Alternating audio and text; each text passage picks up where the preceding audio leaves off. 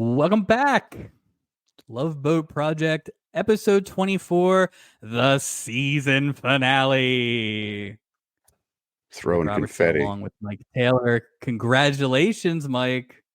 Season finale. You Who'd have made it thunk through it? season one. Amazing.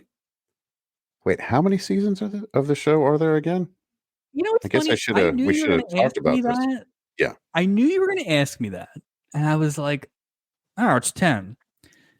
And then I thought about it, and I'm like, I'm not sure that it is 10 because I think Julie goes 7. And then I think there's 1 year where they replace Julie. And then I think there's 1 year where the replacement gets dropped, but that might be the season where there's only like 4 episodes. So I think it gets a little sketchy at the end. So let's say 9, and maybe we're right, maybe we're wrong. It's impossible. We just have to do this approximately 8 more times. Right. We're 1/8 done, I think. Nice. Well, that's how I cut my pizza. 1/8 or 1/10. And really, IMDb led us astray because they count the 2-parters as 2 episodes. So we probably already have less than we thought. We're chipping away at this. We'll be done it's a breeze. Yeah, IMDb's not doing so well lately. Between their episode reviews and then their weird counting of episodes. Come on, get it together. Did okay. They did okay with the synopsis this week. But I do take them and look at them kind of like, let's see how accurate these are, which seems like the easiest thing in the world, right? Is to write a synopsis, like a 5-line synopsis. What are they even watching it? Who knows? It is odd because some of them are just out there. Well, it's funny too, because some of them, there's usually like 2. And so one is brief, and that's usually the one I take. And then there's like one where someone's really like taking a trip. Paragraph. Yeah. And that's like, come on, guy, who are you writing for? Who's this time for that? Yeah. Yeah. We're doing this, and we don't have time for your long. We don't have time for that. Speaking of the synopsis, this is the synopsis of season 1, episode 24. As we said, the season finale of season 1. Titles are Pacific Princess Overtures, which, I mean, that was like, we got to the end of season 1. What titles haven't we used? It's just, yeah. I mean, come on. That's just like, that is so broad.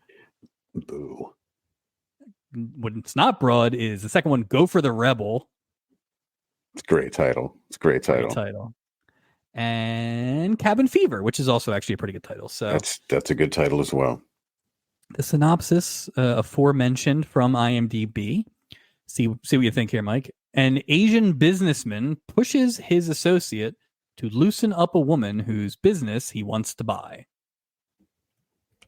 It's literal. I mean, there's more to it than that, but sure. That's just Gary Collins adding that extra bit of flavor to it. But yeah, that is it right there. It's not wrong, and I think that's a good way to start. So it's not wrong. It's right. It's like mathematically it is correct. Right. Rebellious Vanessa goads Gopher into standing up to bossy Steubing. Yeah, ish. I mean, ish. Yeah, she's more like ish. This is the one that technically is true, but really, Andrea wonders where she's going in her relationship with a married man. And that's like, there's nothing to that. There's no detail. That could be anything. And that's really telling the story from a different point of view than they did. So, well, but the story's called Cabin Fever. Why wouldn't you incorporate the word cabin in your synopsis? So they're stuck in the cabin to blah, blah, blah, or what, or something. They didn't even bring up the cat. That's a lazy one right there, man. That's not telling you anything. I mean, not mentioning Cora in that storyline really takes everything out of it. Cora was a lot. I'm sure we'll get to her, but Cora was a lot. Poor Herman. Poor Herman. Poor guy. Original air date for this baby, May 20th. 1978. On this day, on ABC, in the afternoon, Affirmed won the Preakness on its way to the Triple Crown. Oh, wow. Okay. And I believe that was the last horse to win the Triple Crown until American something a few years ago. I got nothing with the horse race. I do enjoy Pharaoh. I want to say American Pharaoh. So all you equestrian heads out there. I do enjoy the Derby, just not horse racing as a whole. Yeah, like three up. I like up to 3 races a year. Yeah, it's But fun. going to the track is the best. I don't know how they're going to Never been to a incorporate track. I don't know how Horse they're going to track on a incorporate cruise. a horse track on this, but Oh, that'd be great. on CBS that night. Okay, so we've talked about this. Now we are in a weird part because we are past the regular season of television. A lot of these shows are in reruns now. The Jeffersons is on, but it's a rerun. So the Love Boat finishing up here at the end because obviously you want to be clear before Memorial Day. That's late. That's late for a last episode, considered when they started.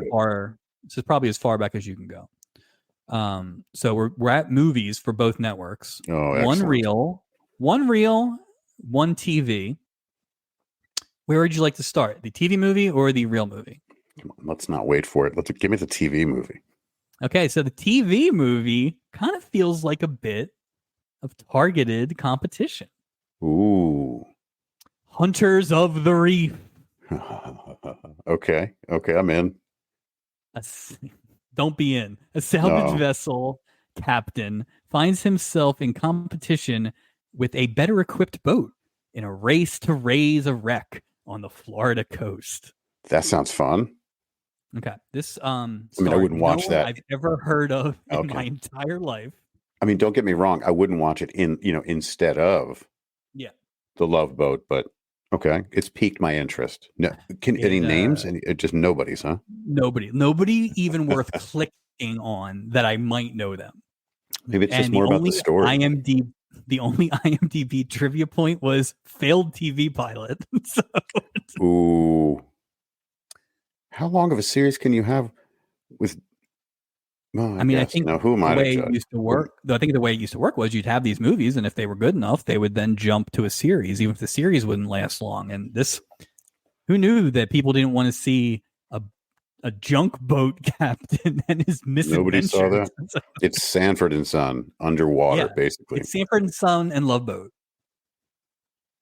Who wouldn't want to see it? Yeah, who? CBS had a real movie. Okay. Annie Calder, starring Raquel Welch and Robert Culp.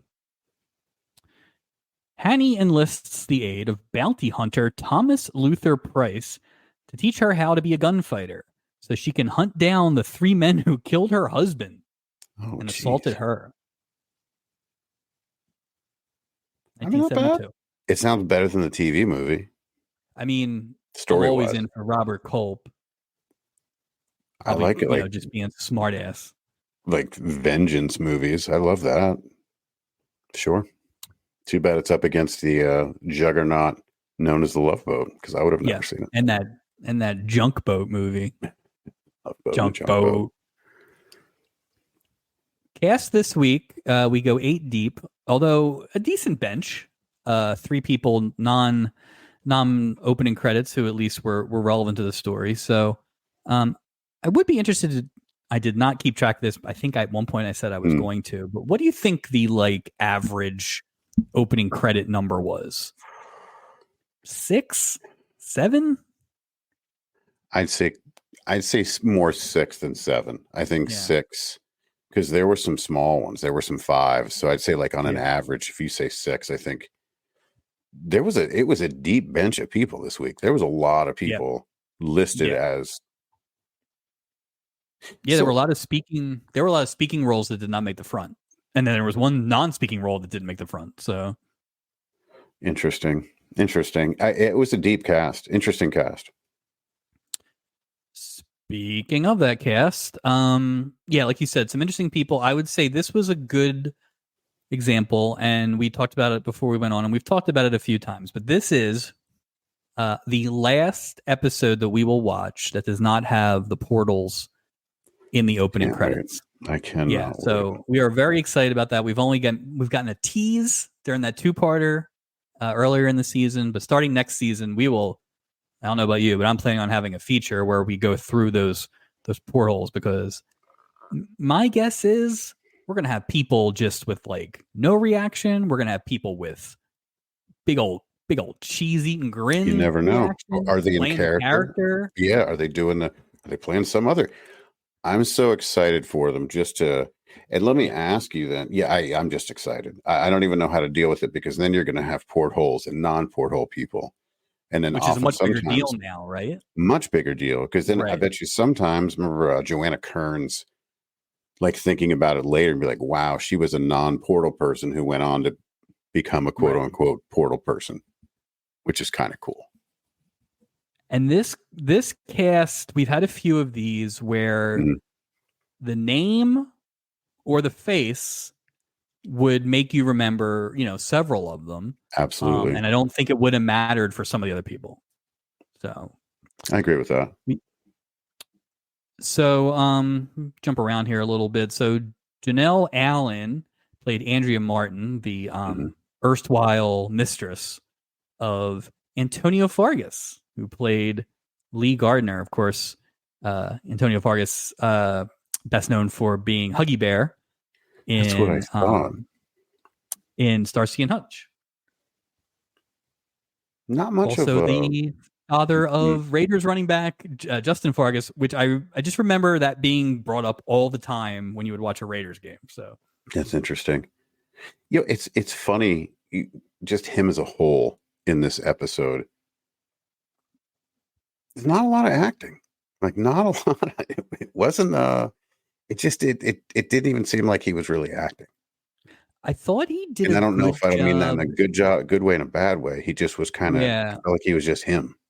I thought he did a good job in the frantic, like The BS almost. portion of it, like Yeah, yeah, but like the actual he didn't have the gravitas to do all the actual heavy no, scenes, which is fine because spoiler alert, Love Boat does another awesome job with adultery this week. So it's did you ever think when we got started that would be the thing that was mm-mm. most egregious about this 45-year-old show?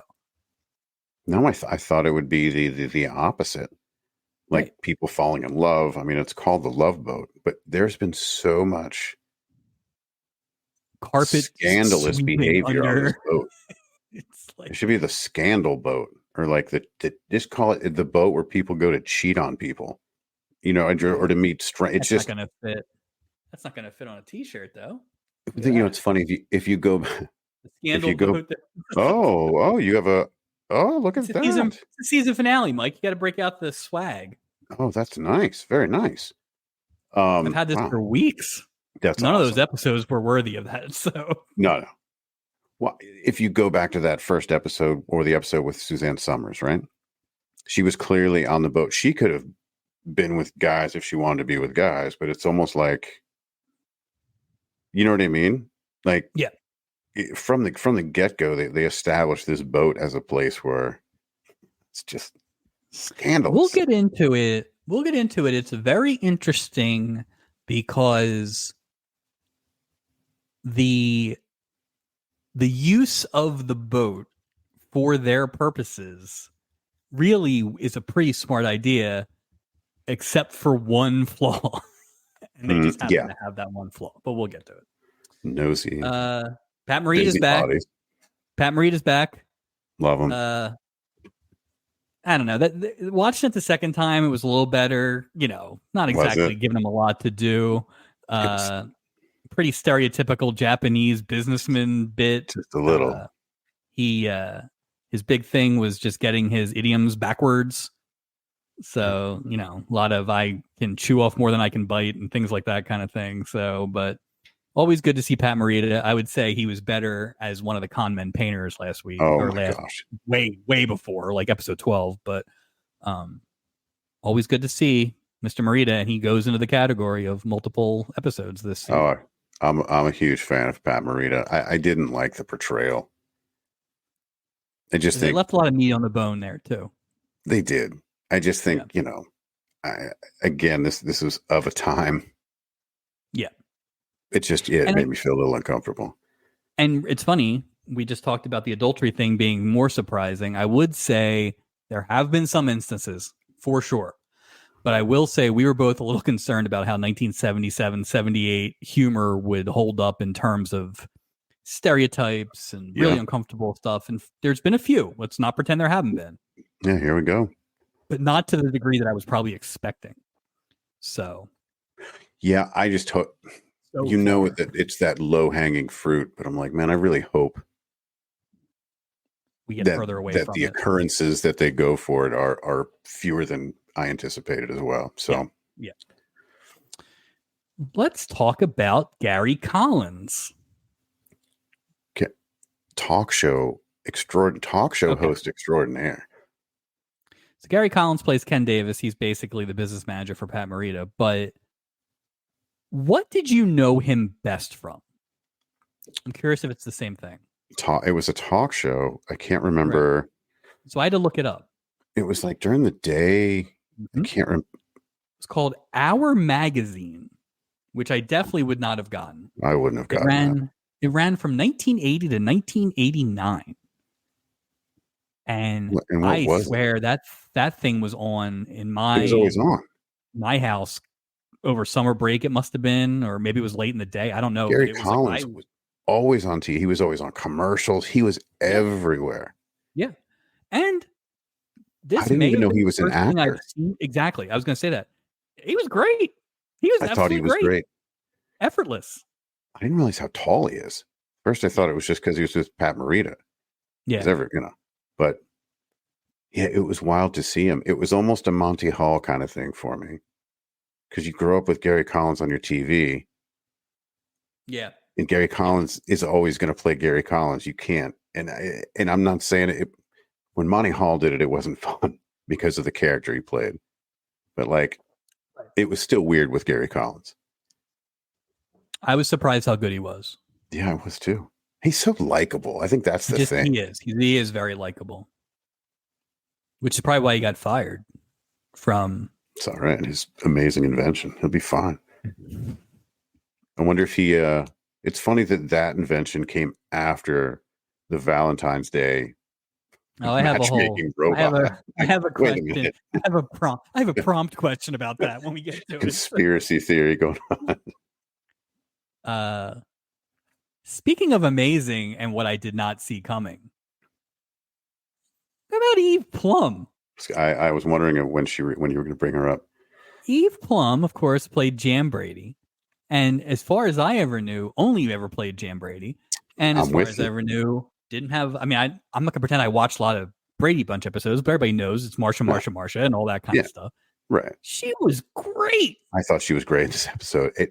I was shocked to the point where it was like she did such a good job not looking like Jan Brady. But not to be some sort of creep. She looked very attractive for. She looked good for Jan Brady.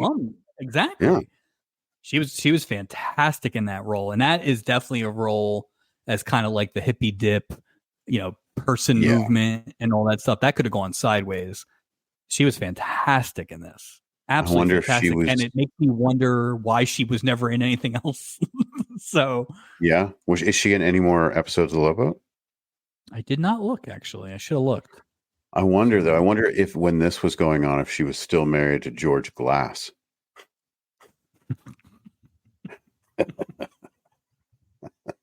You think George Glass will be on? I can only he might be. We'll never know. He's been on the whole season. The whole season. He plays that captain. That assistant captain Werner or whatever. Oh, the never going to see. Deputy? Yeah. But yeah, Eve Plum was great. I'm only bringing up her father in this, Don Porter, because his name was Slade Summerhill.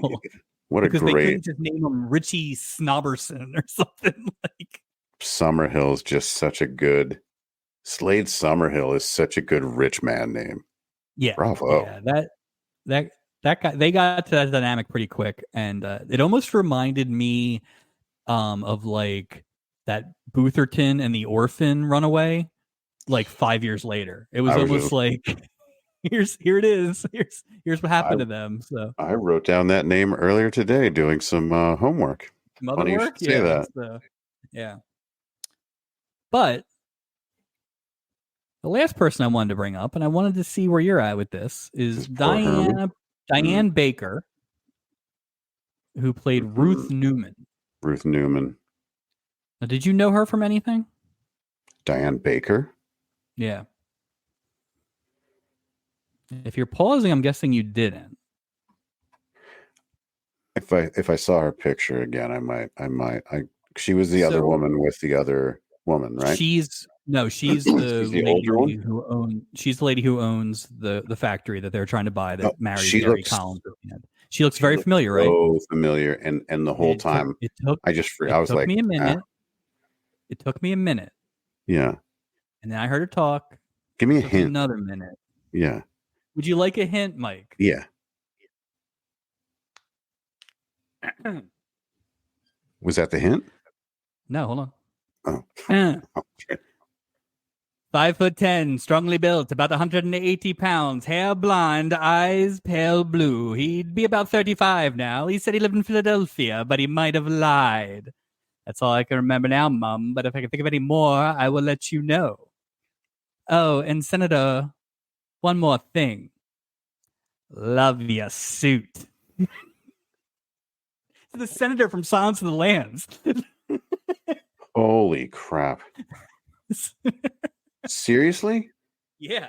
How did you even connect those two? Well, I saw Like, her face, and then her actual IMDb picture is of her as the senator. well, that's the way to go. But I was like, I know she's somebody, and I've seen that Wow, scene a million times. such a good movie. And so I was very happy to see her in something else, and she was Interesting. very good. I thought she was very good in this episode. So do you think it was her and Gary Collins' eventual child that was kidnapped by Buffalo Bill? Yes. Yes. Okay. Mm-hmm. And the dog. Oh, It was their dog too. the dog from Radar's dog? Yeah. Yep. Or Tiger. Eve Plum's dog. With the flea Tiger. powder. That's funny.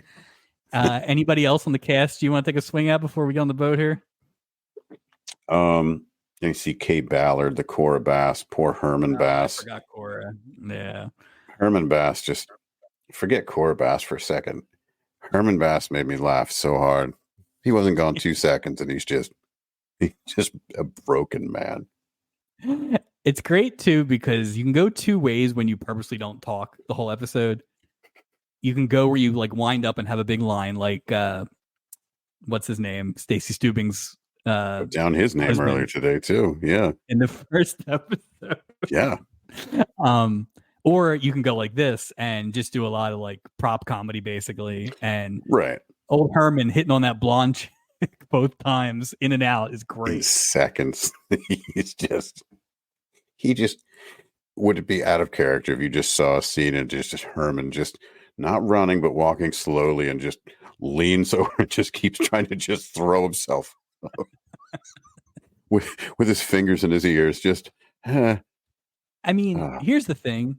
Cora ruined Lee Gardner's trip, but she was going to ruin somebody's trip. That's Cora what she's doing. Cora ruined Herman's life. Like, you can come back from this trip. They can stay in that stupid cabin all weekend or what all week. But poor Herman, man, he's got to wake up next to Cora. He's got to hear her all day. Just a broken man. I feel, just he just gave up talking. He's like, I'm never getting a word in here. No, poor guy. All right, for the last time this season, let's get on the boat. Let's do it. We start with the crew gathered around Gopher, and Gopher's all sad sack in anticipation of Stubing picking on him.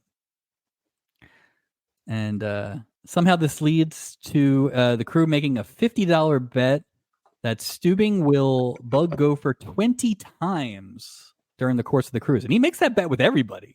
So this is $150 on the line here for old Burl. Well, how many days the cruise is this again? Is this a 5-day? Said, I'm assuming 10 because they didn't say. 10, but what, 55? 20 times, so twice a day, every day? Well, that seems like a pretty fair money. Yeah. I guess it could have been. Yeah, I guess it could have been a shorter cruise. There really was no indication one way or the other. They didn't show them making a lot of their normal stops. That's the only thing that I saw. There wasn't a lot of offloading or, And I also feel like Andrea would have shot Lee at some point if she was in that cabin for 10 days. Oh, it's like watching episode 23 for 48 hours straight. Steubing was telling some random crew member, report back in 10 minutes before he got to yell at Gopher for the first time. Report back with what? Yeah, he's just... There were so many points in this episode, nay, this season, where I was like, Steubing's actually having a pretty good run here. And then he always just does something to just screw it up. I'll say, though, he didn't do anything this episode to like redeem himself from some of the behavior, the way he acted for 23 episodes. Like his highlight came on episode 1 when he stood up for his crew. And it's been a steady decline. Little peaks and then lower and then peaks and then lower. I was hoping like, oh, the boat's going to hit an iceberg in the season finale and he somehow patches it. I don't know, whatever. He does this grand gesture to show that this is his boat. These are his crew. Nope. What about the grand? I think you're forgetting the grand gesture of asking Gopher to take his laundry down to the cleaners. It's funny. You talk about that. I remember years ago, there was a VP at a company I worked at, and he came up to me at lunch, same kind of situation. And he goes, "Hey, my lunch is downstairs." And he's like trying to hand me $20. He's like, "I need you to go down and get it." I didn't work for this dude, like at all or anything. And I just remember that moment, like I'm watching this episode. I'm like, I know what that feels like, Gopher. Yeah, but Gopher works for him. Yeah, that's it. But laundry is so much more personal, I think. Oh yeah, I mean they really should have. We'll get to it. They should have picked a less basic item if you're going to go on your high horse of chain of command. There, Goph. So, just saying, it is weird. I don't think they needed to go that weird route with it. Couldn't Steubing have just told him different things to do and keep it like above board instead of just being like douchey? And that's why I was saying with the 20, it was kind of a douche move. And this, I kind of feel the same way. That could have been legit things. I'm sure there's a million things to do on a ship. Yeah, we know for a fact his dress whites are not always getting used. A couple weeks ago, he just popped over in shorts to go get somebody married. Like he's got costumes hidden in there. He's got fake mustaches. What's going on? Still looking for John Ritter. We are back outside, which is like 5 or 6 weeks in a row we finished up with the outdoor set, which we enjoyed. Love it. Yeah. They clearly didn't have access to it in the middle of the season. I don't know what happened there. It was there in the beginning. Weird. It's been there in the end. It's the middle, no parking lot. Very strange. But we're meeting Lorraine, who is saying goodbye to her husband Lee, who is going on the cruise for a business trip. Mm-hmm. Business. So, yeah, we know what's going on. He is very well dressed to go on this cruise, which is kind of like when I used to go to work hungover and put on nicer clothes. As like a way to make up for it? No one will know that I'm hungover if I'm really well dressed. So that plan did not work. That's much like Lee Gardner's plan. After Lee steps away, Lorraine runs into Mr. and Mrs. Bass, who are a lot. So much. I thought the ice people were a lot. Cora's worse than both ice people put together. Yeah, she is like 2 people. Yeah.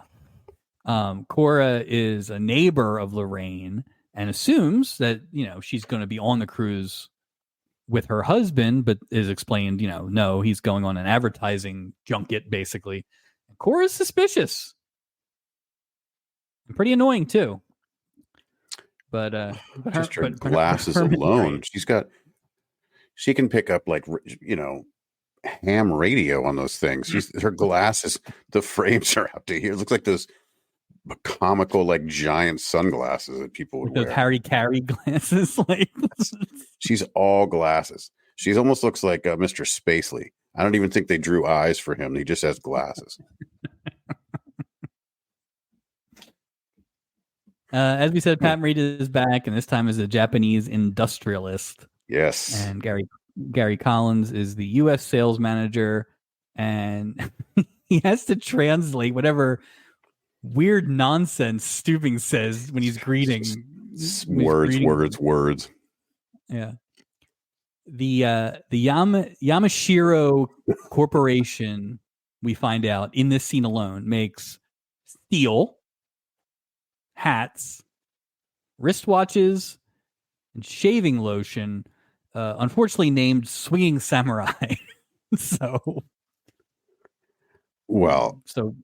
I thought it was interesting how he was talking about, maybe I'll make Captain Stubing the captain of my freight or whatever it was, because the ship is made with Yamashiro steel.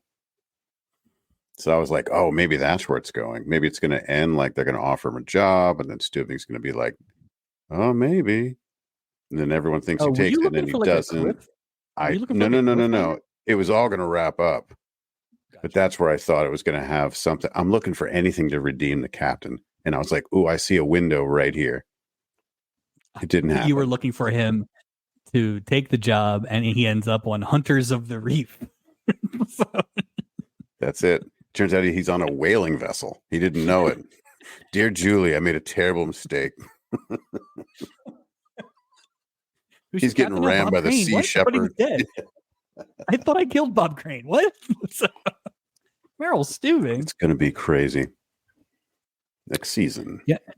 Yamashiro explains to Ken Davis that his main focus needs to be on convincing Mrs. Newman to sell that factory or else. Plot. Yeah. Love it. And like I said, this is the first of a million backwards phrases from the character. We get a lot of them. I don't think I wrote any of them down, but they're all just a lot of just taking the first part of a saying and putting it in the back and reversing it. Butchering it. Doc approaches a pair of women. We find out that those women are Eve Colbert and her sister-in-law, Ruth Newman. There's a lot going on here in a very short period of time. Yeah. There's a lot of, they're spitting a lot of stuff out. Yeah, Eve gets a lot of shots up considering she's only in it for like 5 minutes and also isn't credited. So like Eve asks if Doc is a specialist, and he says he is in the Latin hustle. He dances. He did a little dance. Like, wow. Sure. And then Eve introduces Ruth as a recent widow and not interested in dating, which is just like, do you think that's true? Because she never actually, except for not selling the company, she never actually puts up any front about not wanting to date. She jumps into Gary Collins's invention machine pretty quick. Listen, Eve Colbert wanted some Adam Bricker. That's what it boiled down to. And you didn't see much of Adam Bricker the rest of this episode either. Yeah, you know why? So, yeah. Eve Colbert. That's why. Adam and Eve. That's it. How did they not highlight that? That's it's right. And they could have shared pajamas. Like, let's end the season on a high note. Eve introduces herself as recently divorced and heavily interested in dating. And then Doc has a great line. He says the reason he's divorced is because he's also very heavily invested in dating. So, great line by Doc. Yeah. And you're right. They didn't have much. And there have been a couple instances. We think it happened with Patty Duke a couple weeks ago. There have been these scenarios with Doc where it's like, it's just assumed he's doing this business over here. Oh, yeah. It was kind of like that in the monkey episode with that mom. It's like, we don't need to show it a bunch. Like, people know, like, Doc's taking care of business this week. He's not being a creep. He's not getting hit in the face. Well, plus in that one with the mom, the thing was that they did that classic, we're getting dressed. I remember Jamie Callahan brought that up in that one episode. It was the classic way you knew people slept with each other because the next scene was them getting dressed. Right. So like you said, it's implied so many times. Yeah. That it's just sort of embedded. But I didn't see this as a creepy move because she was, same way. Eve, really? Yeah. So I think it helps the overall like season assessment of Doc. This episode did. It was good that we ended the season with, I would say, no one being a creep. Yeah. This episode, which, you know, those graphs are all over the place for some of these characters, but it was good that nobody was creepy in the last episode. Vanessa and her father, Slade Summerhill, are on the cruise with the hopes of a little father-daughter bonding, because I guess Vanessa is in college, and there's this weird bit where it's like, you are my daughter, aren't you? Which, all right, we get it. Like, just come on, guys. Like, there's better ways to do this. Is it because you're weird. 88 years old, Slade? Is that why it's confusing? And I also think it would be way out of character for him to be on this cruise with her. Right? An older man, his Slade's age, with that kind of money. It didn't. That's the one thing that thought I was weird. I was like, well, especially because Eve Plum doesn't want to be on the cruise and says as much. Right. But they did hint that like all his money comes from inheritance. So maybe he's just a guy who's just burning money all over the place. Who knows? It was just a little weird. Vanessa is interested in lectures. So Julie sends her over to Gopher to get some deets. Wait, there's lectures on the boat? What? The only lecture we've seen. What are they talking about? The only lecture we've seen was Eva Gabor, right? Yeah. Yeah, because then that's there when was Leslie like Nielsen was. And there was Mitzi and Lenny. Mitzi and Lenny. But I mean. Yeah. Do you count Barry Keys as a lecturer? I don't even say that man's name. I know you were writing his name down. I wrote his name down too many times. If I say it one more time, we'll have a Beetlejuice situation. Yeah, I was like, what are you talking? Who goes on a cruise? I guarantee you there's no lectures on cruises unless it's like one of those. There's a lecture on what, like how to macrame? Like what are we going to talk about on a vacation cruise? You don't think there's like a Marxist rally? No kidding. That's what it was. Like, there's a communist party meeting going on. Like, what is happening? Lyndon LaRouche on the Lido deck. Yeah, I'd like to meet that crew member who's teaching those. Like, who's giving these speeches? I bet you it's Isaac. Remember, he brought up that Russianov. Remember that Black Russianov or whatever he said last week. Chamberlainov or whatever. Win Chamberlain. Yeah, that one. Let's not. You know what? Let's make a deal. Let's not do next episode 23. It's not worth it. I agree. So Gopher's just doing his job, man, and all these olds are giving him crap for it. So the dad is pissed because he thinks that his daughter's making time with Gopher, which, I mean, she was, but he didn't know that. No, he didn't know that. And then Steubing gives him crap for helping out a passenger. He's like, "Oh, you should go over and help Julie. It's part of your job. Help the pretty ones." Blah blah blah. Like, hey, don't you have a boat? Don't you have? Where are your two sticks? Where are your two sticks? MS. Oh, we get them again. We get them again. We get two Steubing action shots this week. Stupid. They were unloading the clip. I thought that was a good example, and they never went back to a good example after this. That was a good example of Steubing riding Gopher, and we've seen it all season. Yeah. But this was the only one from the episode that actually had anything. They should have done like a clip show of all Gopher getting yelled at by Steubing. How old is Gopher, the character, do you think? This is really a question. Yeah, and I ask because the context of it is like, how reasonable is it for the captain to like ride somebody like that if they're older than like 18, 19, I think 20? He's in the show because he is an officer, right? I think he's 25 to 28. Which is way too old to deal with that nonsense. I think the three of them are all 25 to 28. I get that. I think that makes sense. Doc is mid to late 40s. Mm-hmm. And I think Captain Steubing is like 55 to 60, even though Gavin McLeod is not. It makes sense. I don't know that we'll ever get anything close to confirmation on it, but that's my assumption. And my point is, he's awfully old to be this is a job. It's not like he's on like Steubing's family fishing boat or something like that, where it's his boat, it's his business. Yeah. He's just, for somebody who doesn't do anything, hashtag Stubby, he has an awful lot to say to Gopher, who seems to be like a bit, he's got to protect that safe. Did we forget about the safe that he's supposed to protect? Come on.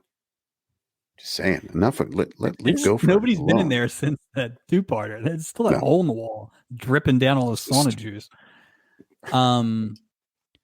It's the thing, and it comes up here in this episode again. It's one of the like lower level inconsistencies that really annoys me. Is this insistence on Steubing to cosplay as a captain of a actual military vessel when he is really just driving the hotel, and he treats it like a naval ship, and it's not. It's not. Like, it's just not. There are different rules for that. So, well, remember, he went back to that. He was crappy to Stubby's date at dinner. Remember going back to that whole military tradition thing, just like you're saying. Yeah. But Yeah. the thing that gets me is you can't have it both ways, meaning right. You can't treat it like this, yet no one ever sees you drive the ship. We Right. never see you on the 'Cause bridge. You're too busy right, doing you can't this. You do shouldn't have that. time for this. You can't do that and go sex bomb Jessica No. Walter last week. Like you No. don't get to do both of those. Mm-mm. So, Nope. but it's the consistency. It is a consistency. Or lack thereof. Yeah, inconsistency. Could be a word. Inconsistency. Yeah. We had a really long wave shot. We had a lot of shots. I think there was a little bit of padding this week. It was a lot, because I remember I didn't have time to think about this before in other shots like this, and I was like, why are they really celebrating? Like, you're lining up to go lineup to wave at a, who's waving back? The guy, the cab drivers? Are they all getting out and waving at you? Yeah. Yeah. And it's just like this doesn't make any sense. You're not going off to war. Right. You're throwing the ticker tape. We had the same question at the beginning of the season, and the only people that have been justifiably waving are the couples that got married. Or the no guy one else lurking. is there. No. Or there's Kingston. The guy he wasn't lurking, waving. He was just lurking. He was lurking. But it's just weird because the longer the shot went, I'm like, what the hell are these people doing? I will be curious to see if the wave shot goes away when the portals arrive, because it does serve a little bit as a here's all our cast. You know what, though? Not every I time. don't think so. But okay. I bet you they keep it, and I'll say it because I do think they try to add a little context in there. Sometimes. Well, you got to be a really over the top character one way or the other to have context. Right. Barry Keys. Oh, there it is. He's going to show up at my door. The best wave shot the whole season was Tom Poston, Mickey O'Day. He pointed at somebody, hit on somebody, got shot down, did another one of these. Like, you can make a meal of that if you want. Oh, I'm gonna be him for a Halloween this year. I've already decided. Don't explain Perfect it costume. Don't explain to anybody. Hey. And then just walk around holding my chest. No, it's just Boogie Woogie Fever. Yeah, I'm good. That would be a great costume. I'll just get my priest costume. There you go. Yeah. Who are you? Oh, we're the roommates of episode 12, season there you go. 1. Yeah. Obviously. Duh. Are you a priest? No. What? Huh? So, well, that's why if you ever do the Love Boat Project Thon, a lot of cosplaying is going to go on. You know, who are you? I'm Meryl from episode 1. She's Stacy Steubing. I mean, it would be amazing. See all the cosplaying going on. But here's the thing: is you could only do guests on the show, just to make it a little even more challenging. Mickey O'Day is pretty great because he does dress 26 Barry Keys. Yeah. Scarecrows. Oh God. So many. Welcome to the first and last Thon. Barry Keys strikes again. Thon was great. I couldn't get my bagel buttered. So Just he's slippery hands everywhere. 12 slippery hands walking around the crowd. After the wave shot, we get the once again spliced in Stubing walkie-talkie steering shot. So we got that 4 or 5 times at the end of the season. Yeah. Never really improved it. No, or there was no like, can you zoom out? Can we see what? Yeah. They're like, well, no, I can't.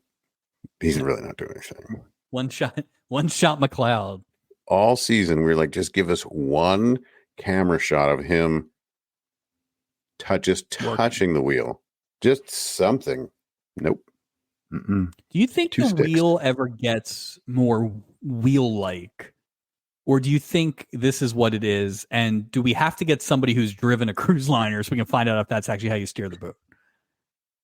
I'm pretty sure there's still there's something. There's wheel? Throttle or something. I'm sure there's a steering mechanism.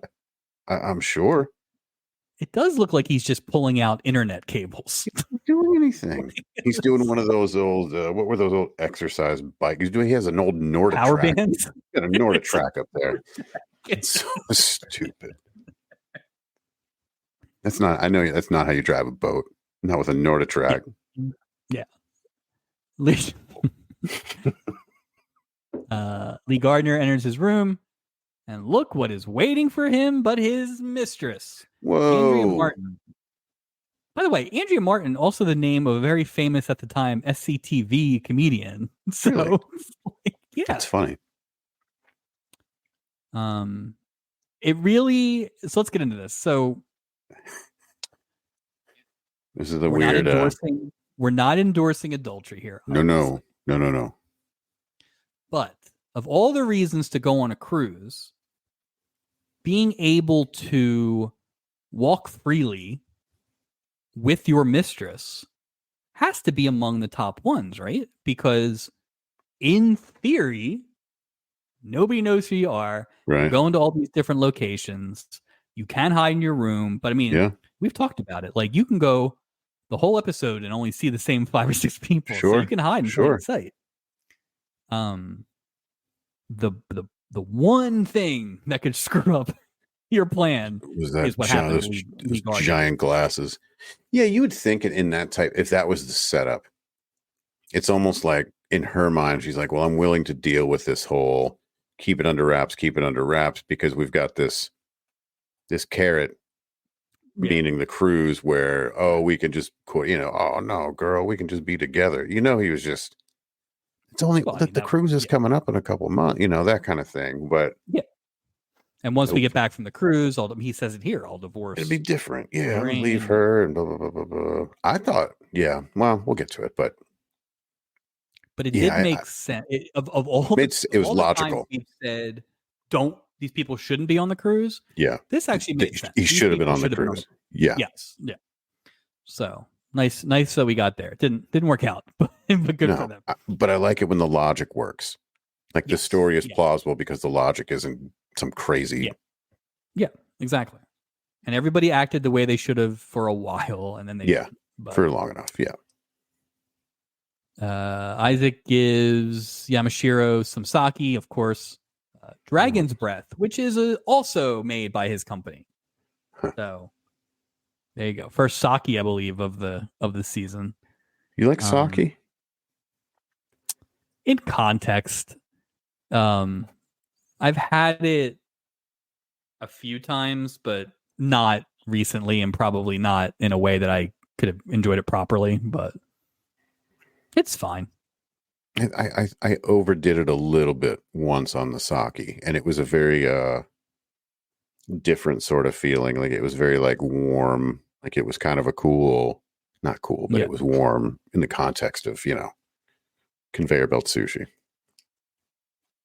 Yeah, I'm probably not having it on a boat, like just free-handed, like, but no, that's me. No, it's just another drink that Isaac can pour that he doesn't have to mix. How many different drinks do you think we've seen this season? Probably in the 20s?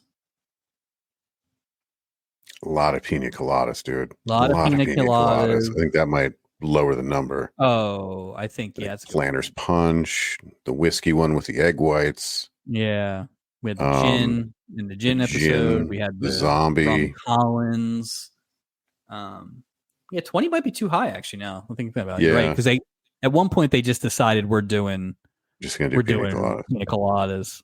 There was the Scarecrow got the orange juice and Yep, vodka. Yeah, so I think I said this a couple weeks ago. I like one scotch, a new couple drink. scotches too. Yes, You know, yeah. yeah, Julie got the Irish whiskey off of yeah. Paul Williams last week. So I like one new drink a week.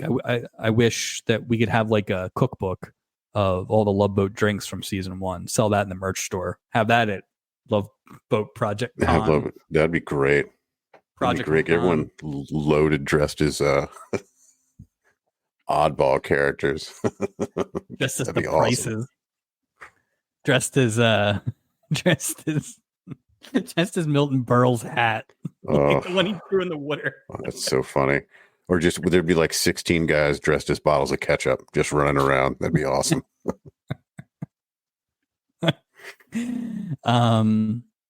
Ken takes the opportunity to try and get his boss to take a look at his invention. But Pat Morita's like, nope, it's not ready. No, go get that electronic factory sale done. So Mrs. Newman stumbles into this scene with these idiots, and she susses out pretty quickly that they're on the cruise to try and get her to sell. And she also says, you guys are terrible actors, which I thought was funny. So. Well, it's funny. It says so. Apparently, they offered her $1.5 million, and then to sweeten the deal, Mr. Yamashiro threw in a color TV. Yeah, American. What? American. It's so funny. I don't know why. Because all the increases in offers are very small. Like it's always like 50 grand more, or it's just funny. Well, the other thing I think that when I watched it the first time, I don't think I was like capturing the fact that when they said electronics factory, I thought it was just literally like a factory. Who cares? But like she's running a company. Yeah. And that factory is part of it. Like she points out later, the company is operating in the profit, which 1978, I don't think a lot of stuff was operating in profit. So, yeah. What company? What's the name of your company again? Hello? Yeah. Yeah. It's a little odd. The Shah of Iran. Oh, interesting. Gary Collins is basically Japanese eye candy because Pat Morita's like, women not interested in big checks, maybe use a little sex, and he is offended by this. But then Pat Morita's like, word on the street is you got a black belt in hanky panky. So I was hoping you were going to say that line. Yeah. So.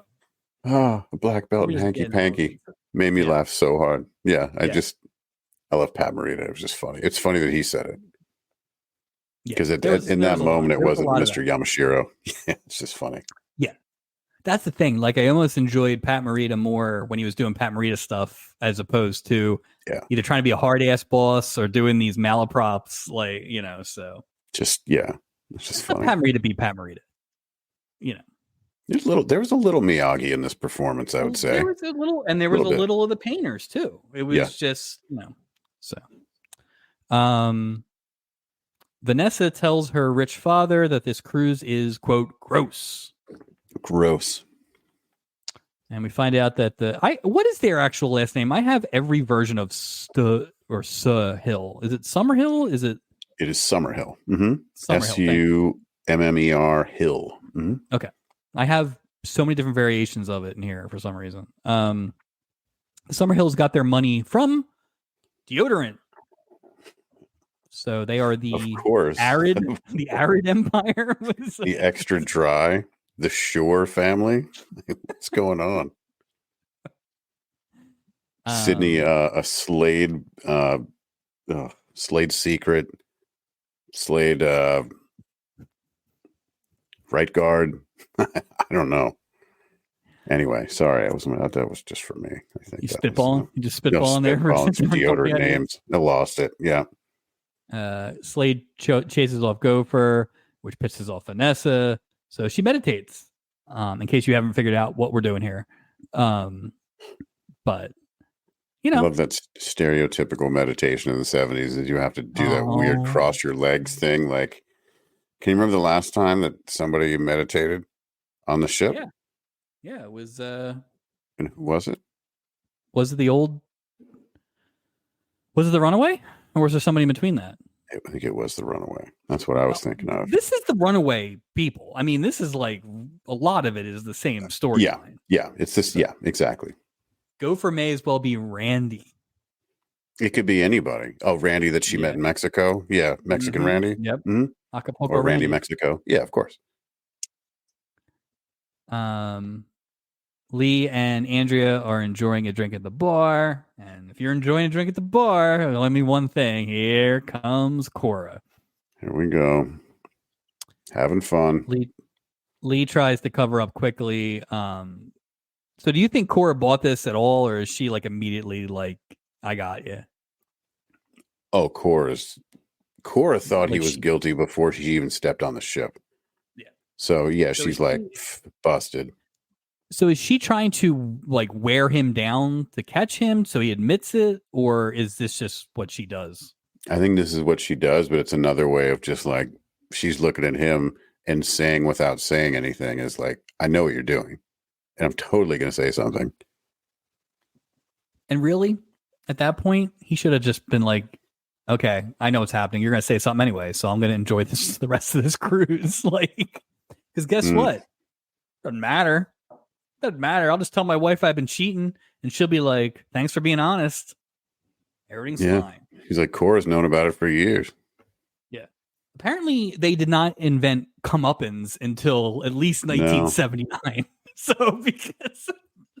Yeah, that's just unresolved in the end. We never know what really happened when he got home. So basically, Lee, in covering it up, pretends he doesn't know Andrea, and this leads to Cora basically kidnapping Lee for the day because, you know, Andrea is just a stranger that he's talking to, and these guys are neighbors in a building. I lived in multiple buildings in my life with many tenants, and there was no way that would, like, at most, I would be like, the most I knew about most of my neighbors in buildings were, like, if they were behind you, you would hold the elevator for them or something like that, or you would give them a head nod on the way to the trash room. Like, that's the extent of building living. Nobody wants to know anybody.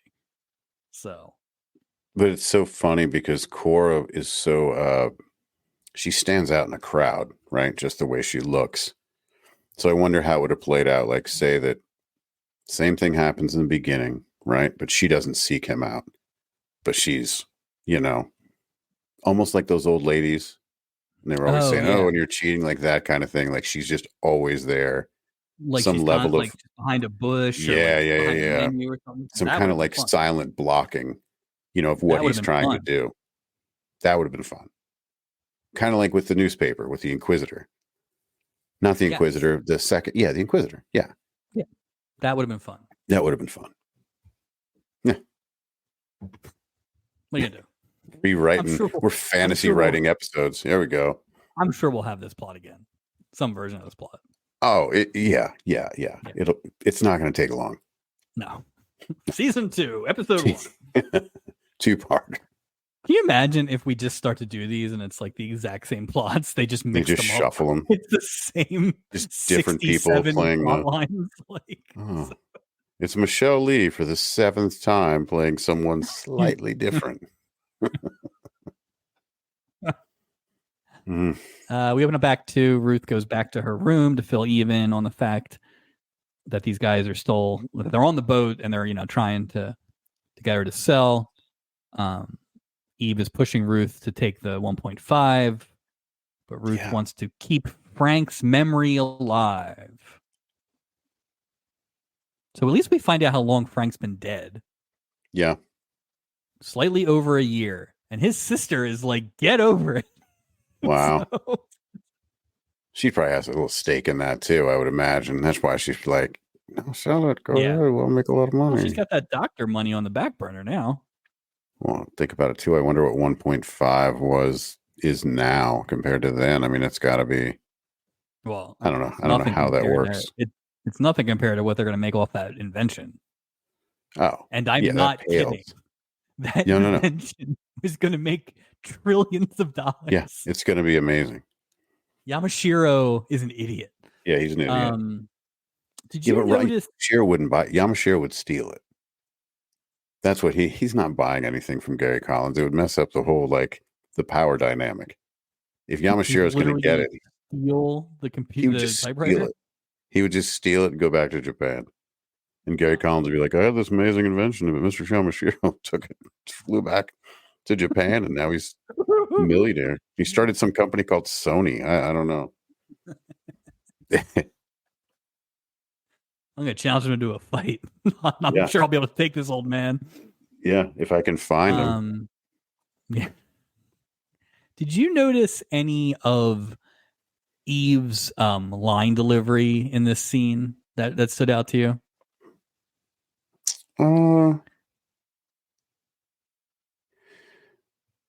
Not really. Not really. I think other than the fact she seemed very exasperated. So when Ruth comes back to the room and she's like, guess who I ran into? And she's like, R2D2 and C3PO. She oh yeah. had no idea. It's like your grandmother talking about Star Wars, which is fine. The weirder one was later she's trying to get Ruth to go to dinner with her and Doc. Right. And she's like, you should go to dinner with Dark and me. It's so weird. I got to go back and hear that again. Maybe they overdubbed it or something. Swedish. It was not dubbing. Oh. If she was Swedish or something, it wouldn't surprise me. Just one of those things. But it was just funny. It's weird. That's funny. Now it's all I want to see. Yeah. Lee comes back to the cabin and Andrea is justifiably annoyed. Sure.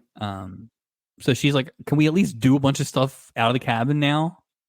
And Lee's like, I was thinking we'd eat in, which is totally like a move I do the first night when we've traveled, when we go somewhere. Yeah. I'm just like, we're just tired, we got to catch up. Room service, baby. It's just like, we can turn on the desk light,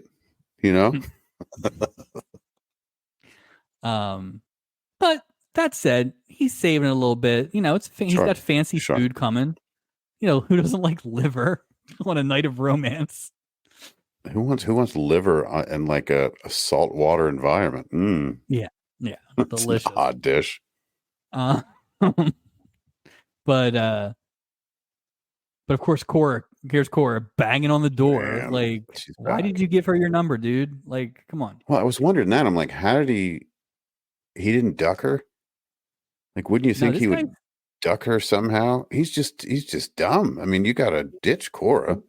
You know what it is? We quickly realize why at the end, spoiler, Lorraine knew that he was having an affair. I think Lee Gardner is the worst liar of all time. He must be rich or something. Yeah, I don't know. I don't know what's going on, but weird. So Cora's coming in and we get the hilarity of Lee throwing Andrea basically in the bathroom so they can hide. And of course, as soon as Cora and Harriman come in, room service shows up. So Lee has to attend 2 dinners in the home. This poor waiter gets yelled at because Lee Gardner can't lie. I thought Lee came up with a good one when he said why. I thought it was brilliant when he said. I was totally like, wow, that was good. He should have stuck to it though. Yeah, because it wouldn't be weird if you had. It wouldn't be weird if you had 2 meals. No, to sample. I agree. Which makes me think that first one was lucky. Cora would want to use that bathroom. No, nosy Cora. She's going to leave a room closed. Every door yeah. He's just a coward. I mean, he is a coward. He is. It's just get this over with now. Or just, you know what? Hey, leave me alone. I'm working. Make a scene that way. Worst case scenario, you have an argument with your wife that you were a jerk to a neighbor, but in theory, you're divorcing this woman anyway. You just go, Cora's been coming on to me the entire cruise.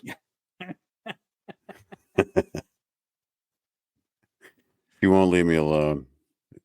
Don't She believe a killed word she Herman. said. She killed. She Well, killed Herman's been Herman. dead for years anyway.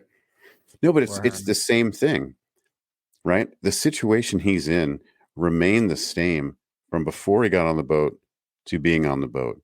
The whole Cora thing is just keeping it from his wife, a different version of that. So the whole thing is just the same thing. So you're absolutely right when you say he's just a coward. Because if he wasn't a coward, you know what I mean? What he's doing is just And again, unlucky. Like, I will give you super that, unlucky. Lee Gardner. This is of all the gin joints, right? I mean, Like, are you kidding me? Yeah. Yeah. But that said, come on, dude. Ball up a little bit. Yeah, a little bit. Just a little. I thought the flushing the cigarette thing was funny. That was funny. And he didn't give her a lighter or matches. Yeah. You Yeah. forgot what she was going to light up in there. No, there's nobody in there. What's that smell? Hey, It's Andrea was like ready to push all the she chips. Didn't care. She was The just only blowing. thing we didn't get in this that I really would have enjoyed was if she had tried at one point to assert herself into the Cora thing a little bit more. Like, he's my man, and blah blah blah blah blah. Anything. Maybe not that far, but just like something, like. But yeah. So, like I said, I felt really bad for the room service guy. And who gets that food then? What happens then? They recycle that food, you think? No. Like at a restaurant, you wouldn't. But what about here at the boat? Well, maybe. I don't know. What was one of the dishes? Liver? Yeah. I don't know if you can repurpose liver. You probably do. You probably put some barbiturates in it and throw it into the room with the dog. So that's it. That's it. It has like a dog foodish appeal to it. Yeah, that's true. Just have it ready just in case. For the next time. Yeah, they're ready. Or if we get a chimp on board. Yeah, if we get a chimp on board, give the chimp the liver. The Princess Cruise Line lessons learned meeting. We need to have more barbiturate meat on the boat. Just in case. And better aim with a dart gun.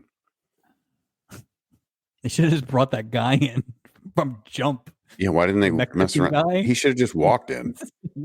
Just handle it. Vanessa is explaining the personhood movement to Gopher. Oh, no one should lead and no one should follow. Okay. All right. Listen. Gopher's done good work the second half of the season. Yep. He's had a lot of lovely ladies. Mm-hmm. Eve Plum is definitely in this episode worth listening to the personhood movement about. So I agree. I agree. Good for you, Burl. This is a weird scene. So Slade Summerhill is pissed about this. This is my fundamental problem with going on the cruise with a child or a parent, either way. Mm-hmm. That like you either don't go or you have to be cool with what I'm doing, but you can't like chaperone me. I'm in college. Yeah, what's the point? Like if you're this overbearing, wouldn't you just stay home if you're that overbearing? Like whatever quote unquote curfew I had in high school, which I do not recall, but whatever curfew I had in high school, when I came back first year from college, my parents were like, if you're not coming back, just let us know. But you're an adult, you're in college, mm-hmm. Whatever. She's in college. Like she should not have to, Well, I wonder if she is his Slade sharing a room with his daughter? I would assume so. Just so he knows if she's coming or going. That's a good point. Well, doesn't this guy have the nicest room in the... Those rooms aren't that big. No. They never showed their room, though. They're super expensive room. Well, even if it's the prom, I mean, we've seen the biggest room. It's not that big. It's a cardboard bed for a box, basically. or a box for a cardboard box for a bed. And that bed had one big bed, right? Like they don't have it was like honeymoony in Champagne. Yeah, like I don't know. But the upshot on this is that Slade is so annoyed that he goes over to Steubing and kind of is like, hey, can you get your man off my daughter? And I thought this was a very nice thing from Steubing, where he was like, I make it my business not to interfere in the personal lives of my crew, which I was trying to think about it, and I think that's accurate. A little bit of the Julie Buddy Stanfield thing, but everything else, I think you can. He didn't say anything to Doc ever. You can tie it back to work. Like the Isaac thing, right? Yeah. Like we didn't like that, but that was technically work. He was being a jerk to a customer. I can agree. I agree that, okay, he doesn't make it a habit to interfere. Okay. But then Slade's like, would it change your mind if I told you that I was friends with some of these directors? Probably your ex-wife's new husband. Stadsgard or whatever. Steubing's like, doesn't change a thing, bitch. Nope. I am Mr. Integrity. Exactly. So good for Steubing. Good for Steubing. And don't say it so begrudgingly. It's good for Steubing. Until and then Slade backpedals immediately because his gambit did not work, and he's like, "I'm sorry, that was smacked him." Thing. Yeah. Can I just appeal to you as a father? Like, and Steubing should have been like, "Man, I don't have a kid yet." If Slade meant that, he would have said it first. Captain Steubing's a fool again. He's just trying everything. It's basically he hit him with green eggs and ham. Would you eat them in a box? No, I do not like them. Green eggs and ham. Would you eat them with a fox? Oh no! No. You really boxed yourself in there. I know. I did. And he's like, "But would you wear it with socks?" And he was like, "Or would you eat it with?" You get my point. This is terrible. It's terrible. Dr. Seuss. Hey, Dr. he Seuss made it is look, not going to be suing us for you stealing this. Dr. Seuss made it look easy. All right, I couldn't even do that on the spot. But I mean, saying he just was like, "Oh, but what if it's because of this?" No, but I'll do it for them. Stop it. But he doesn't. Steubing should have really walked away. Anything. Doesn't Steubing he go? Dropped him. Yeah, but all Steubing does is like, "Hey, heads up, this old dude is harshing your vibe, man." And then Gopher's like, doing the whole. They basically do an Abbott and Costello routine about following and all that stuff. Oh, that. And then Steubing basically is like, "Listen, I passed the message along. You do with that what you want. I'm out of here." I disagree. I think Steubing came off on this scene 100% correct.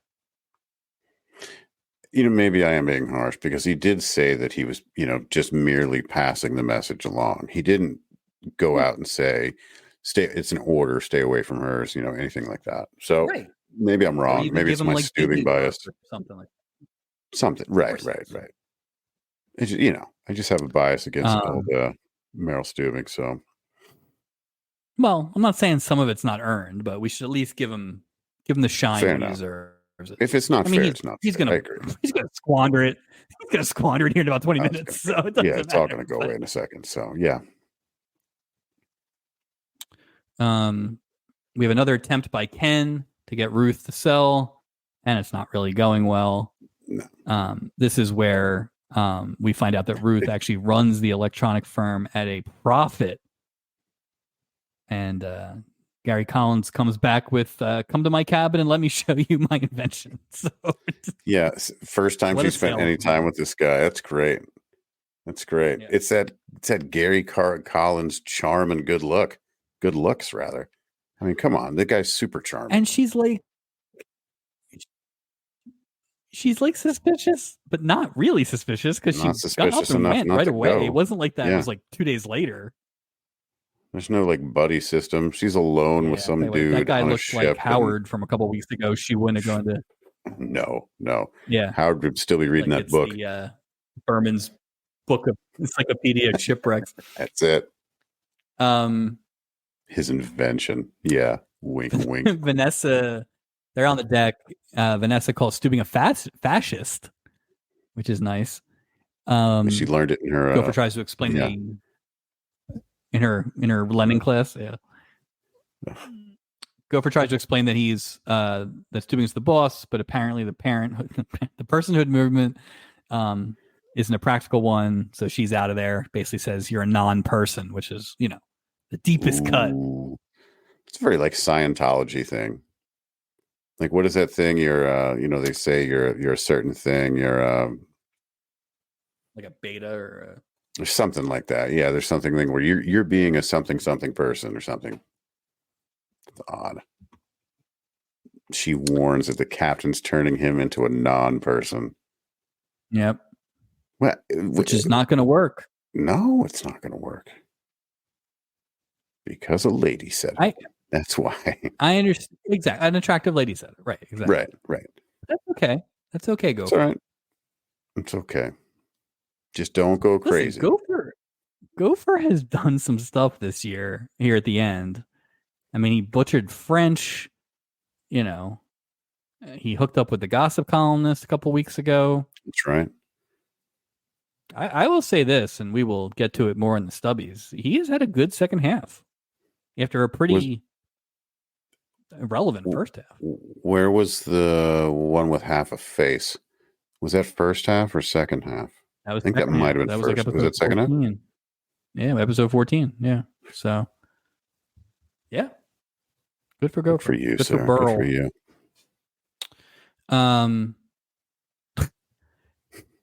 Doc does the worst Steubing impression I've ever heard. Why didn't they do that dubbing like when Gopher did the Steubing impression on the phone, or that guy impersonating him? Fooled Vanessa. Wow. But Doc is coming over to tell Gopher that Julie's sick and that he'll need to run bingo that night. And this is actually what leads Vanessa to call him a non-person. So. Non-person, yeah. So we go back to Gary Collins's room because we got to see this invention. And this is the greatest invention of all time. It's amazing. This is a game changer right here. So basically, it is a typewriter that is a dictaphone. And so anything you say is typed onto typewriter paper pretty accurately. Yeah. Pretty accurately. In 1978. Now, I don't think I've used like a voice typing thing. No, recently. I don't even voice to text. I don't. Yeah. But those are not the most accurate things. And it's 2024. Gary Collins was like Steve Jobs. Yeah. And he's just lugging this thing on the boat. Like, dude, lock that up. It couldn't have been light. No. That thing was, what do you put it, like a bowling bag? Something? How do you carry that thing? Under your arm? And like, check it out with Yami Pat Morita. I keep wanting to say Yamamoto because that's same here. I don't know why. Yeah. Oh, that's but like, check with him first and be like, hey, before I lug this big ass thing out. Yeah, can you take a look at it so I don't have to carry it? No, like just so I know. Bringing a 80-pound device shows you how strong Gary Collins is. Apparently, it's no big deal to Gary Collins. So let's compare. We've really only seen 2 inventions, right? All season. Mm-hmm. So let's compare the wizardry of the computerman matchmaking computer from a few weeks ago to this. Sharks. Oh, this is sharks. What are you buying? So this is hands down a better invention. The other one got all the matches wrong. Poor Penny had to deal with that guy wasting her time. They had to right the wrongs themselves. Yeah. Yeah. That's why, dragons I'm willing to sell. I'm willing to give up X amount of money. No, much better. Much better. So many more uses. Stupid dating. What are you going to use it for? Well, you know, dating. Oh, okay. What else can you use it for? You know. Well, it's not just that. We never really figured out how it worked in terms of like it wasn't a Scantron. People were writing like in pencil, and he wasn't even putting it in the machine. Then the machine No. exploded when Steubing put his card in. Like that was a terrible machine. The whole thing was just a bit so he could like kiss Julie's collarbone and and have cocoa ready. He was a little too prepped for Julie. Oh, I didn't know you liked hot cocoa. Boom, boom, boom. It was too. Frankie Avalon was a psychopath. That's what was going on. Pat So Morita really, is not buying the Computerman for sure. no, he's not buying that. Ken explains that his boss only likes sure things, which is why he's not buying the Computerman. But that's why he won't fund his machine. But Ken can't help himself, and so he tries one more sales pitch to buy the factory, and Ruth is like, nope. And then she tells him off, which is recorded by the computer or the typewriter to hilarity. Great act break. Great. It's a nice. I like it when it ends on something like that. I like a nice action. Then you go to a nice funny? break. We never remember there was one episode where we got freeze frames and we never got them before or since. I like the freeze frames when appropriate. I think I agree. I'm not sure, but like it's just funny. They were just throwing shit. Throwing stuff. It was just like we're gonna try this. We're gonna try that. Well, and I'm more curious going into like even season 2, the first episode. What things are different? Portholes we know of. But like, what kind of crap did they keep? Look different. Yeah, are we getting different shots? Do we still get the taxi stand? Like, just different things like that. Yeah. I mean, it's interesting to see what's going to change based on how many things have changed already. But most of them are like little things. Yeah, it's interesting. The other thing, I don't think there's a big difference between 1977 and 1979, right? But we do have to start thinking about the time period, and we are going to start changing fashion and just 80s, things like that. You know, we're getting close to the 80s. Like we won't be in the 80s season 2, but we will be for season 3. So we're getting to the end of the decade here, and you know, interesting. Like I don't think we're going to be getting a lot of Dorothy Hamill, Julie, much. No. There's going to be some curls creeping in there somewhere. So give me something, Julie. Ken meets Yamashiro at breakfast and tells him that Ruth still ain't selling. Blah blah blah. And, he didn't take it well. He just basically storms off. Yeah. As he's storming off, he goes by Julie, who apparently is fine after faking sick last night to get out of bingo. So Julie's probably trying to get with Gary Collins, you know. Oh, hey. I mean, that would make sense. That would make sense. There's not really logical. There's more a lot of people on the boat this week. So Gracio's going after Herman. Not a lot for Julie. You know? Not a lot for Julie the last 4 or 5 episodes, I would say. Which, again, there was so much Julie. Yeah, it was too much. And it was weird, and it was not good. And I think they try to spread it around, right? So, like, I think it's weird. It is weird that it was like, oh, here is no Gopher, and now here's a lot of Gopher. And here was a ton of Julie, and now there's barely any Julie. 0. Yeah. Right. So they probably will do a better job in season 2 of spreading it around. Like, so you don't notice that. I hope so. I like to see him. Even Isaac had, just interesting. I'd figured the season finale. That's why I don't think this didn't have a season finale feel. Like, I think that you would want to have some kind of slope. We talked about it with Kev on episode 22. They should have flipped them. That should have been the season finale. Yeah. And this should have been, because it breaks up the crappy episodes, but this did not have the season finale feel. No. There's one thing at the end, towards the end, that I felt like it kind of did, but really not worth the whole thing. No. Lee opens up the day apologizing, which is 2 days in a row now. He's just starting by apologizing. That's not going well. Not good. You got to start multiple days in a row apologizing. He's making all sorts of promises, including the fact that he won't care about what Cora thinks anymore. And he also says he's going to get a divorce when they get back. So he's just lying. Just to get whatever square peg, round hole. Yeah. Desperately lying. I think he's on his heels now. Like, even if he does believe that, he is just, this is going horribly wrong for trying to salvage anything out of this trip. Yeah. Gopher goes to Vanessa's cabin, tries to apologize for walking off the night before, and does admit that he's really into the personhood. Vanessa tells Gopher that she's in love with him. So good. Excellent. We got there quick. But she's 20. Wonderful. She's right. She doesn't know anything. She's allowed to say that. She's allowed to say that. She comes from a big family too. Right. So Gopher now wants to be referred to as Assistant Purser Burl Smith. Sounds good. Okay. What part of the personhood decides that you have to have a more formal title? It seems like it's actually breaking down.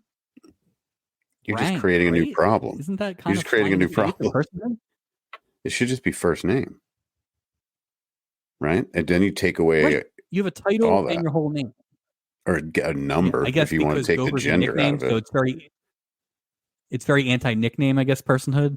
Is that what we're getting at? But you don't need to put your rank and serial number in there, Gophs. Burl, sorry. Well, especially Gopher. I mean, that's a non-person. They're comparing you to a non-person, so we don't want you to call yourself. Oh, that's true. Yeah, who knows? Hippy dippy nonsense. Yeah. Gopher. It really should have been numbers. Again, that would have been awesome. I'm 164. Again, if it wasn't this episode, Eve Plum saying it, Gopher's probably not listening. But no, I get it. I agree. I get it, dude. I get it. Don't blame me. Vanessa also thinks there should be no captain, which is a very Mike Taylor. I think maybe you should be part of the personhood. I'm not opposed to that. Well, I feel like there isn't really a captain now, so it's not really much of a change. Yeah, my note is there should be no captain. Everyone can run it, which, and then ... Right. Which apparently anybody can do without even steering anything. You know what I'm doing right now, Mike? I'm steering a cruise ship. Yeah. I am the captain of a cruise ship, and I'm driving it. Good for you. Good for you. You got the hat. It is true. Man, Ken and Ruth are meeting again. It's just like a lot of meetings. And Ruth reveals that she is way more into Ken when he's not talking business. But she is into him when he's talking business. There you go. Well, go ahead, GC. They're like really like taking big swings at each other.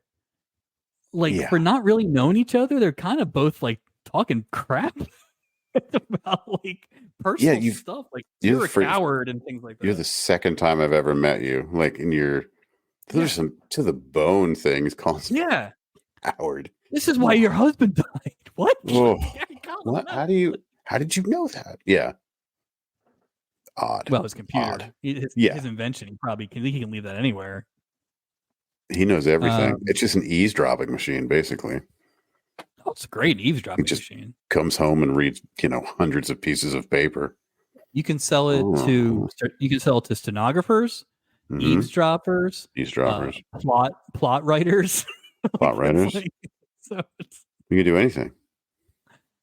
Ken tells Ruth that he's pretty sure he's going to get fired if she doesn't sell, but Ruth isn't buying that at all. No, she's like, no, Gary Collins, that's not going to happen. Come on. You're Gary Collins. They could never fire you.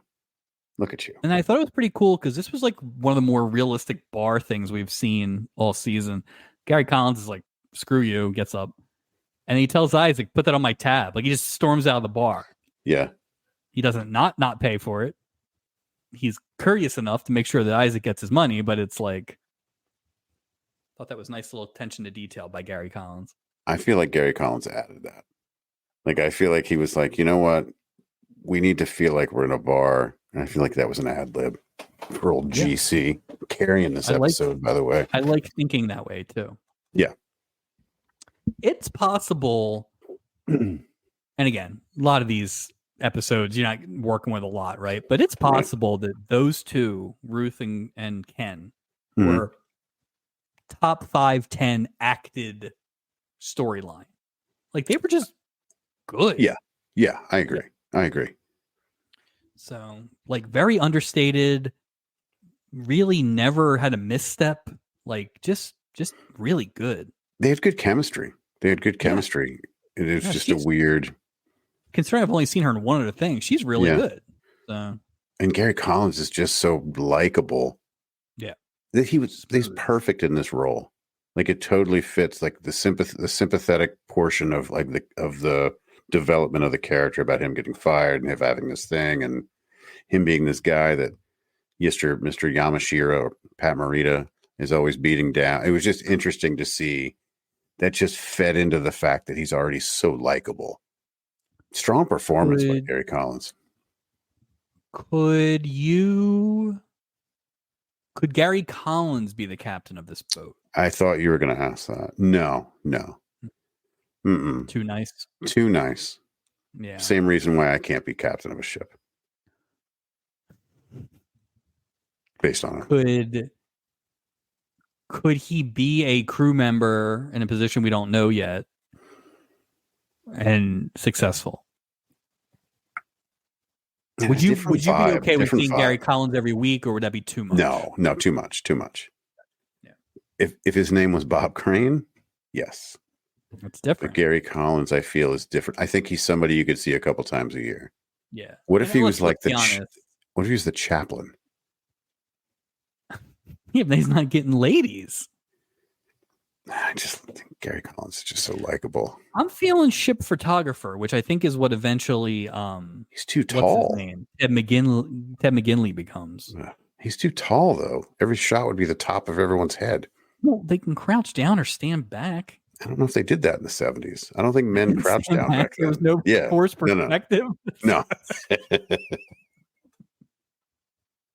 Not in 78.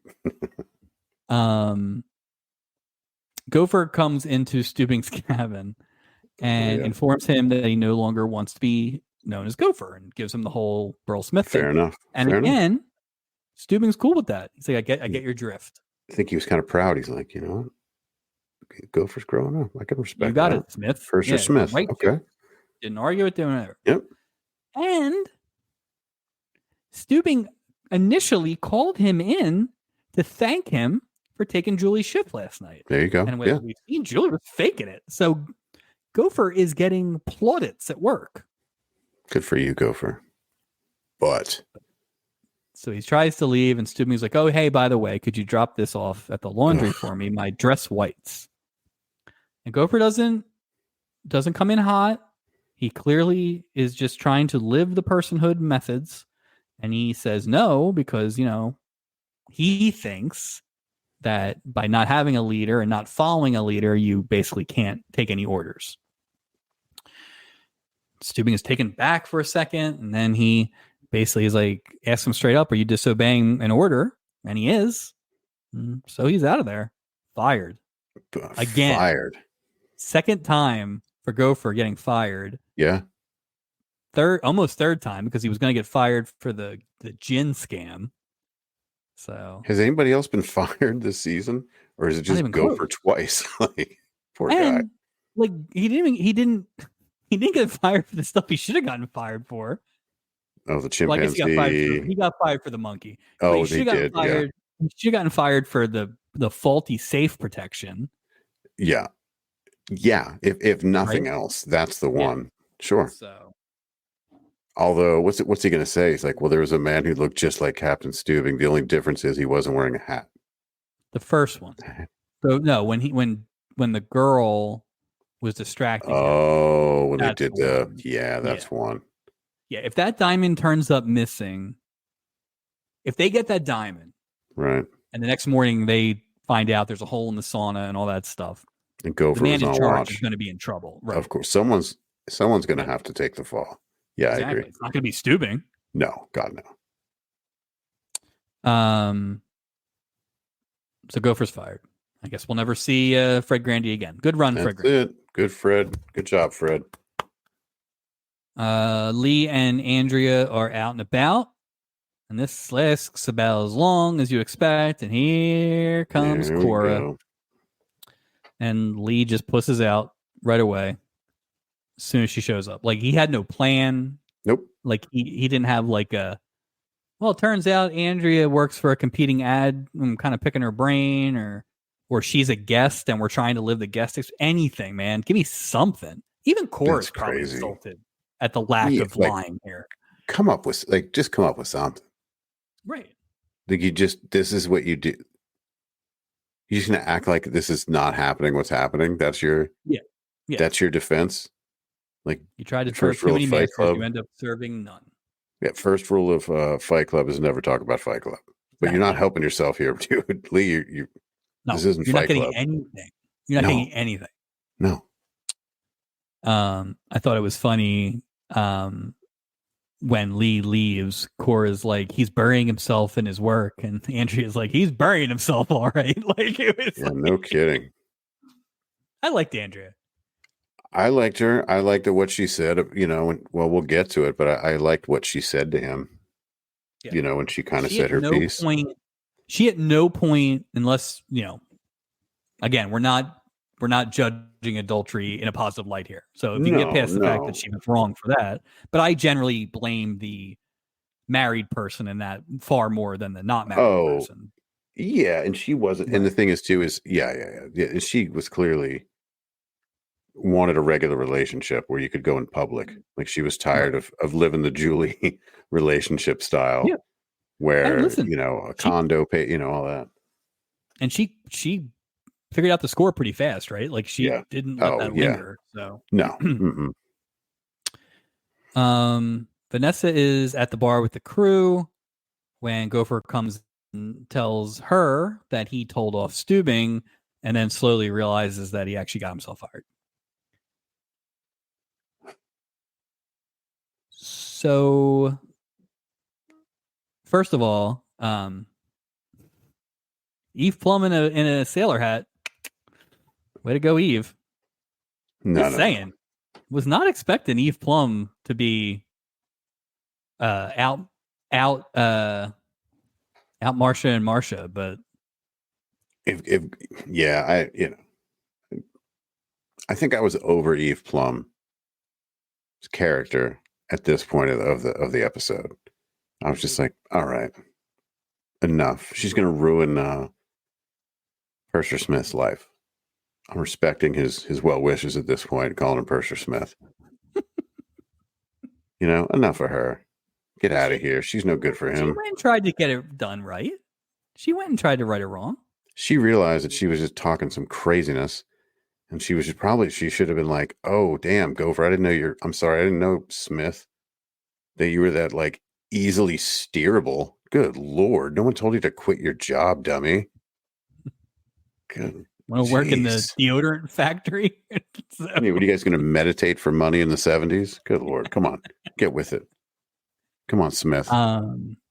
So the crew realizes that they're going to have to try and talk Steubing into changing his mind to hire Gopher back, but they play sad music, so I assume it's not going to work out. I assume that we're not going to see him again. So who's Gopher's replacement? I'm already fantasy booking. Gary Combs. So, I was like, oh, there's an opening for Bob. Well, never mind. Let me cross that out. I don't know who it's a hard age for the late 70s, right? Like, you get a young Don Knotts on the board, be the new purser. I just love. But then we wouldn't have gotten Mr. Furley. Do both. They're both on ABC. He'd be all right. Is it Ralph Furley as the young old purser? Oh, would be great. And they exist in the same universe. You used to live out there. How far is Santa Monica from LA? It's decent. It's decent. They get. I mean, but it'd be nice if I just want someone now to mention like the Regal Beagle on the show. Yeah, that'd be great. I love that stuff more than anything. Yeah, just show which worlds are connected. I love when t-shirt stores make companies from shows, stuff like that. Like I love that stuff you too. can get a Regal Beagle t-shirt. Like that is exactly the kind of Yeah. merch, that you we can will be expect. selling at Project Con. Exactly. We're gonna have so many t-shirts. Project Con. Did you hear what Doc's prescription was for Julie's tummy ache? Hold on. I have a lot of stuff. No, I don't have it written down. Take the day off. Man, that's not what Doc gave Julie. No. No. You know what's good for stomach ache? Pills. Pumping it. No kidding. We open it back 4. Ruth drops in on Doc, Dark, and Eve at dinner. Oh, Eve's back finally. Hey, Eve. Yeah. This might be towards the end of Eve. No kidding. Pat Morita shows up to try yet another deal offer, and he reveals that he did in fact fire Gary Collins, his idiot sales manager. Yeah, just love that. Like, what happens there? Like, because I assume that room is on the Yamashiro company card. Does he get tossed off the boat? No, I bet you Yamashiro's like, look, your ticket's already paid for, right? But I don't want to see you again. The rest of this group is like, just go to your room and stay in your room. That's what it is. Eat your meals in your Andrea room. Martin room. She's there. Yeah, the Andrea Martin. He's getting the Andrea Martin treatment. That's what he's getting. Oh man, yeah. No liver for you, Gary. No liver. Oh, liver is such an awful cruise meal, romantic cruise meal. That's just such a bad audience. I've only had it once as like a meal. My mom made it when I was a kid, and it was legit like 2 pieces of liver with like onions, like in a pan cooked onions.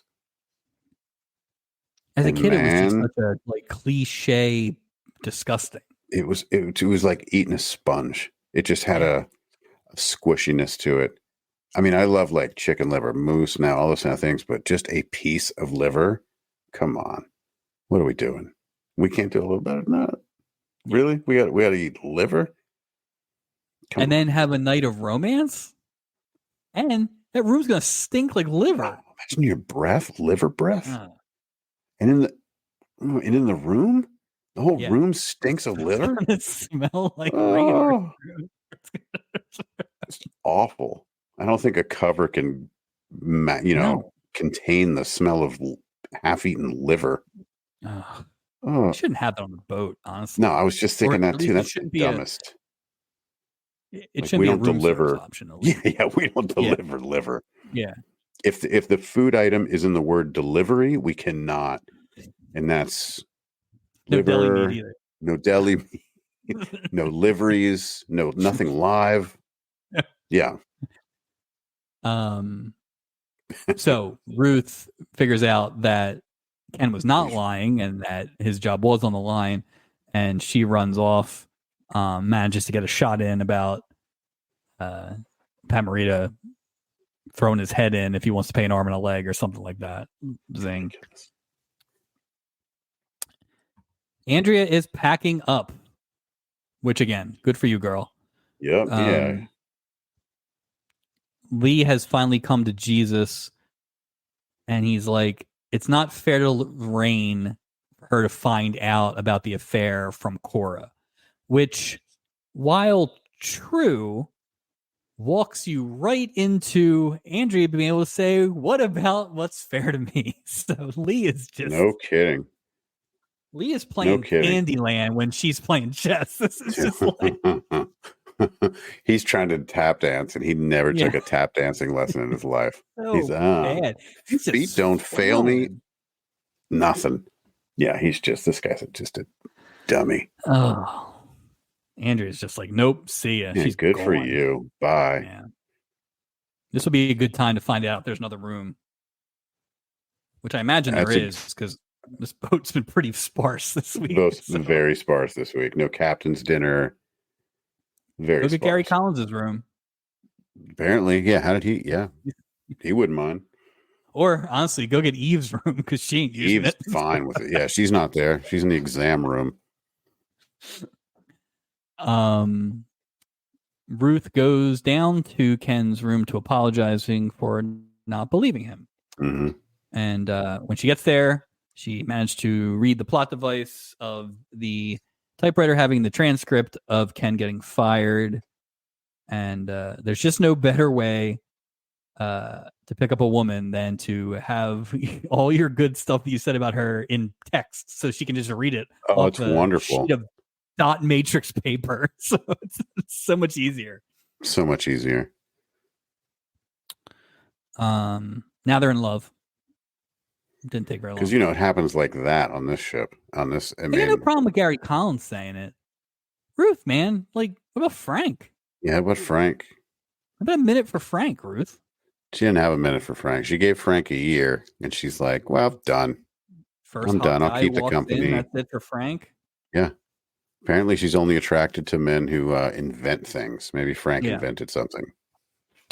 So the transaction that is made here is that Ruth is in fact going to sell part of the company, but she's going to sell it to Ken, Gary Collins.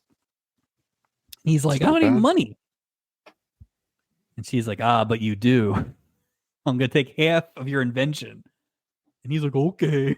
Okay. And you're going to mow my yard every week. Like, what? Okay.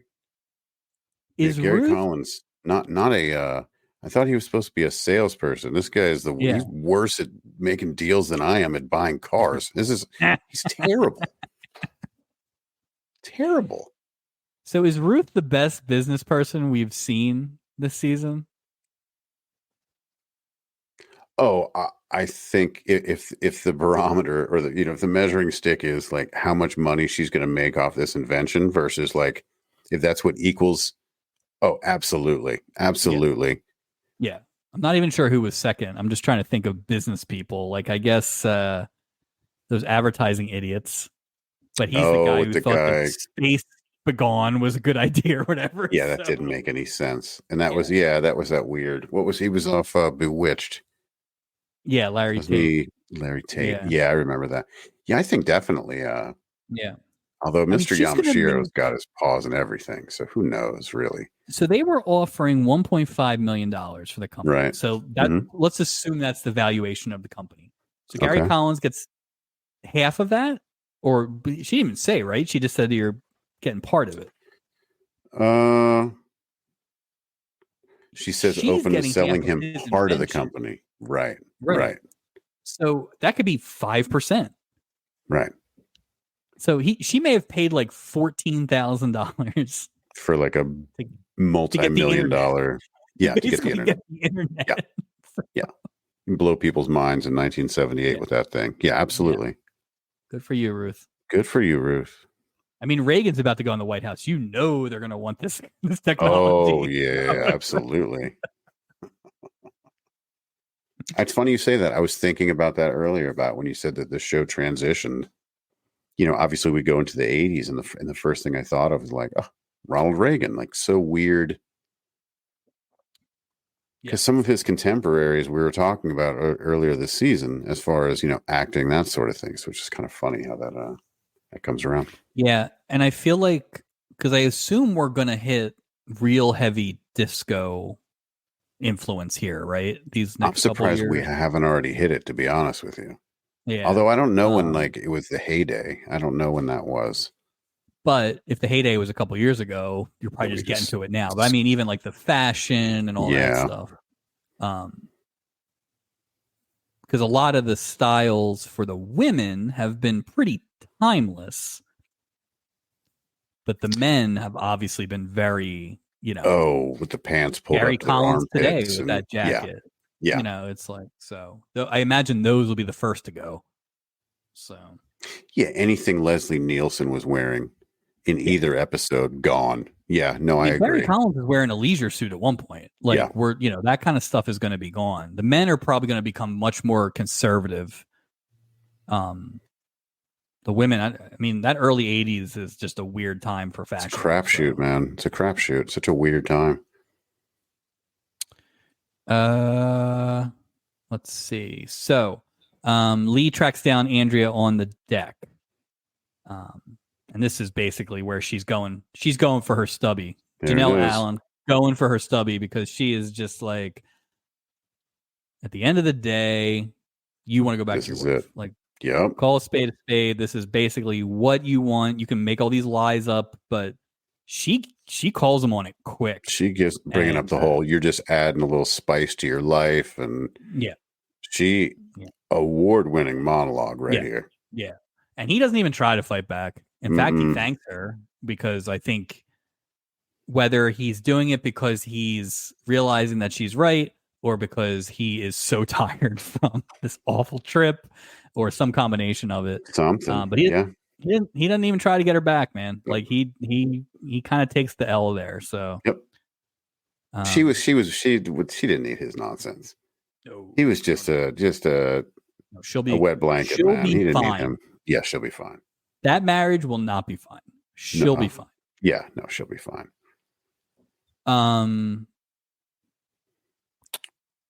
Andrea basically gives him a goodbye kiss, and of course, this is when Cora shows up and catches him red-handed. So all that work and for what? It is nothing. Only fitting. I did like that Lee immediately just banged his drink after they walked away. Oh, he knew. Yeah, he was just like, I don't even know where I'm sleeping tonight. Yeah, I don't know why you're in a hurry to drink that. You're gonna be sleeping on the pool deck. Like, what are you in a hurry to drink for? You better sip that drink, outdoor sleeper. He ends up sleeping in the tub, which is where Doc slept a couple weeks ago. Have you ever slept in a tub before? No. I slept in a tub before. I think I would sleep on the floor.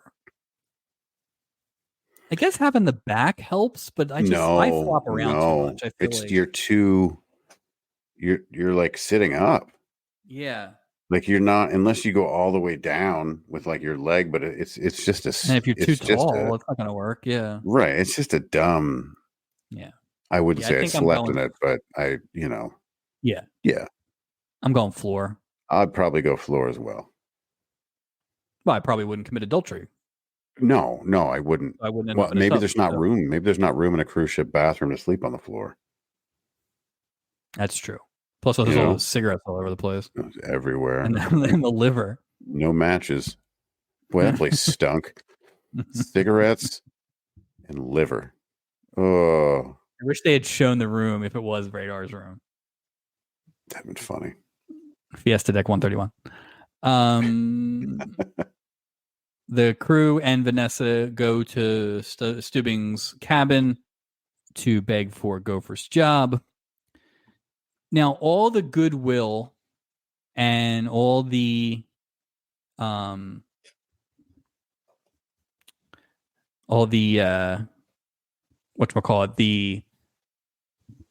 I'm having a technical issue here. There we go. Good. All the goodwill that Stubing has built up throughout this episode quickly goes away because he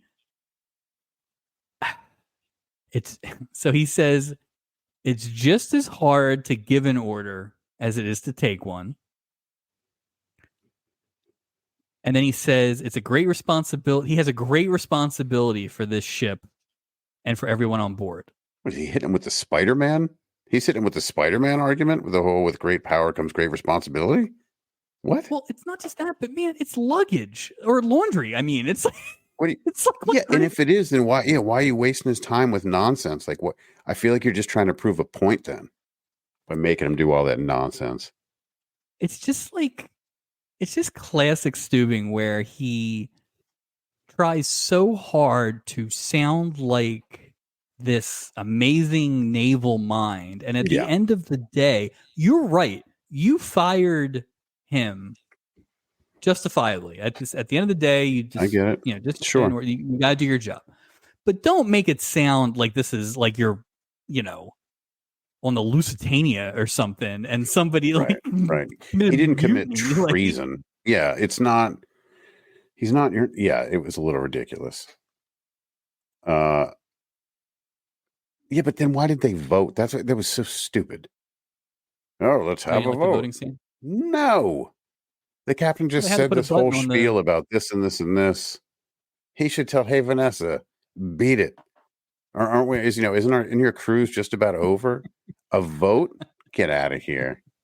Stop it. Just So dumb. he Indoor tried. salutes, just ridiculous. Yeah. He tried. Different office for Steubing, or they just It shot looked it different. differently? That Or was from surprisingly the small. like back left corner or something. It was on the wrong side of the room, so it had to be some weird. But his office is very big, and that was very Yeah. small. And I understand they had to cram a lot of people in there, but we've seen. Yeah, why wouldn't they scenes use the big office when it's the entire crew and a right, hanger on? right. So that was odd. It was weird. Yeah. I do wonder. We'll never know, but it's one of those things we always talk about with like what order they shoot this stuff in and everything. But Yeah. it's kind of similar to the parking lot, right? Where that just appeared here for 5 or 6 episodes. It's like, do some of these sets get recycled or put away or something like that, and they're just not available for like the last 4 episodes because of something or other, So, And that's why I wonder where some of these things were even filmed. How many of these things do they have in the can? You know what I mean? Like, especially if something that doesn't really feel like a season finale. I keep thinking, I bet you they have more. I feel like this episode in particular had little scenes, not even scenes, but like little instances where somebody from another storyline would pass somebody. So there was one right after Doc meets the 2 sisters. Mm-hmm. They go this way, and the next scene comes this way. I kind of like that. I like it, and it's also that kind of thing where you can't do it if you're shooting these things where this guy's available. So No, I feel you're like right. this episode, everybody was there. Yeah. Right. Yeah. When we have the captain's dinners, same thing. Yeah. No, I agree. Yeah, it's not another Radar eating beef bouillon by himself. Yeah. In a solo shot at in a dining room. Yeah, it's way more obvious when they clearly have shot somebody out of sequence. Like that Bill Bixby. Remember that Bill Bixby wave shot? Yeah, that was weird. Like a tiny close up of his face. So strange. Like, where did? Yeah. Shockingly, Gopher has been rehired via vote, the first and last vote ever. And last vote ever on the Princess. So I really thought they were going to drag that out for 6 or 7 episodes. Yeah, but like show Gopher on a different boat, working for Captain Knowlton. But he develops an English accent. Yeah, he begins to sell newspapers like a young English boy on the side. I mean, don't tell me Burl Smith doesn't sound like a British guy. I could be. Maybe he's doing a fake accent on this ship. Oh, that'd be great. That would be great. And then I did like this little scene at the end. Gopher tells him to call him Gopher, and then they kind of salute each other. And I feel like that was that was not a season finale worthy thing, but it is something that you would see in a season finale. Exactly. I've rode you all season. Yeah. But at the end of the day, there is something here. It harkened back to what you had said in the first episode. It's, a little more of that out of Steubing wouldn't hurt anybody. Completely agree. It makes everything else a little more tolerable, I think. Yeah. All right, Act 5. We get another action shot of Steubing on the bridge. This one is kind of shot from below. He's got short sleeves on. He's just kind of doing a lot of this. This might be the... He's miming. And Captain Steubing, he steers his ship in an unorthodox way. What does he do? He mimes himself behind glass, and that's how he steers the ship. He drives the boat by playing Simon.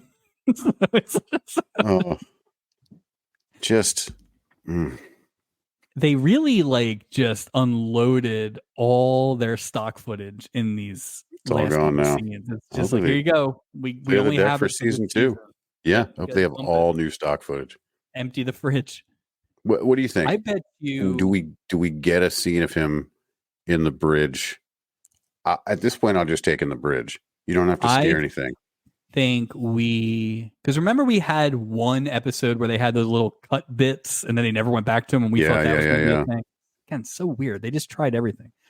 I think we are going to get a few more, not necessarily the cut bits, but like I think we're going to get a couple more things that they shot over the summer to drop in. Like when they were like loading the Heineken on the boat, like Better little versions stupid of things. what they already had. Sure, right? sure. You have all this time theoretically to do that for season Why not? 2. So. Yeah. Lee and Andrea say their goodbyes in the parking lot. And again, not much said here. Andrea's kind of like, good luck. You're going to need it. Like, it's basically like, it's like when Lando takes the Millennium Falcon to go blow up the Death Star. He's like, good luck. It's not a good, it's not good. It's not good. You know what's going to happen. Yeah. We get one more last ditch purchase attempt by Yamashiro, but he is shocked to find out that Ruth has sold part of the company to Ken also Davis. That they're getting married. Boy, they love I wonder how many engagements we've had this season that happened during the cruise, because I'd say every other episode somebody's leaving. Yeah, I was gonna say, because we probably wouldn't get 2 in one episode. No. But I would say 10 to 12 maybe. It's crazy. And that's not counting love or like all that stuff. It's on brand. Yeah. Do we see more adultery or more engagements? More engagements, right? More engagements, I would think. It's probably it's closer than it should be. Yeah, it's a lot closer than it should be. But let's just go with engagements, just so we could look on it in the brightest light possible. The one thing, we'll probably do more of this at the Stubbies, but like one of the things that we did not get this season that I would like to see just as an easy plot point is we never got 2 couples going on the boat together. No. I don't know what the story is after that, but we never got friends, sisters, whatever. Like we could have done that. Yeah. We would have. But like that would have been something we would have done in our younger years. Like, yeah. So it is odd they never went to that one yet. I'm sure it's coming. I mean, the bag can't be that deep. Yeah. No, orphans. All right, here we go. All right. Oh, sorry. Real quick, Pat Morita's going to invest in the company now. Idiot. Yeah, he's just dummy. Yamashiro Industries probably folded in like 15 months because they missed out on the internet. So, poor guy. That's why he ended up in California teaching karate. That's it. Daniel LaRusso breaking into Rosita. So Mr. Yamashiro, or is it Miyagi? Which one? Oh, Miyagi's my family name. Mm-hmm. Oh, okay. My friends call me Al. That's funny. All right, here we go. Lee meets up with Lorraine in the parking lot. And he immediately confesses to his affair. Honey, there was no business trip. Blah, blah, blah. Lorraine's like, thank you. I knew it the whole time. So why did you let him go on the trip without telling him? Why? Self-esteem, Mike. Self-esteem. That's what that is. That is a severe lack of confidence right there. That is a self-esteem thing. Absolutely. Because what does she end up doing? She ends up giving him a kiss. Yeah. She forgives She says to him, I love you, to him. Right. Yeah. That's a lack of confidence, man. That's like, you don't know your worth. You know that? Yeah, I didn't like that at all. I was like, oh, because then I had more respect for Andrea, whatever, than, I was I didn't like that scene. I was hoping she would have smacked him or something. Get her second smack of the season, something, or left him there. First of all, this is not a parking lot conversation. We can have this conversation at home. No. Second of all, guess or what? Just get in the car and talk about it. Yeah. At minimum, I ain't picking you up. You got to get your own ride home. Right. I'm gonna not pick you up. It's that lack of confidence, though, that's why none of that could have happened. Shouldn't have the confidence to do it. You know, we've talked about it, but it is the biggest flaw in this season. Honestly, is the biggest blind spot has been this adultery without consequence, and not just listen. I'm not expecting them to go to a procedural and have a bunch of divorce. No, but you want to see somebody get their comeuppance. Something. We have either gotten "Don't Tell Me," right, or Dan Rowan at the Masquerade. They were fine. Yep. And then a couple weeks ago, the whole Leslie Nielsen thing, they just ignored that. Yep. And then this is as bad as it gets. Well, the congressman, he was still married too. He was still that was more of the same. There has not been one. The congressman had the most comeuppance, and even that was explained away. Right. But no one has. Odd. Well, I tell you, it's the one that we always talk about the most. Is the one guy that should have absolutely gotten his comeuppance and did cheat on his wife, and one of your main characters is Buddy Stanfield. Yeah. And they didn't even have him get comeuppance in a scene. And man, if there was anybody you could have hit in the face. Oh, easily. Yeah. No, I agree. It is weird that's the trend of the season. You just see it. People getting engaged, people, cheating, but the people are cheating. There's never any consequences for their action during the course of the story.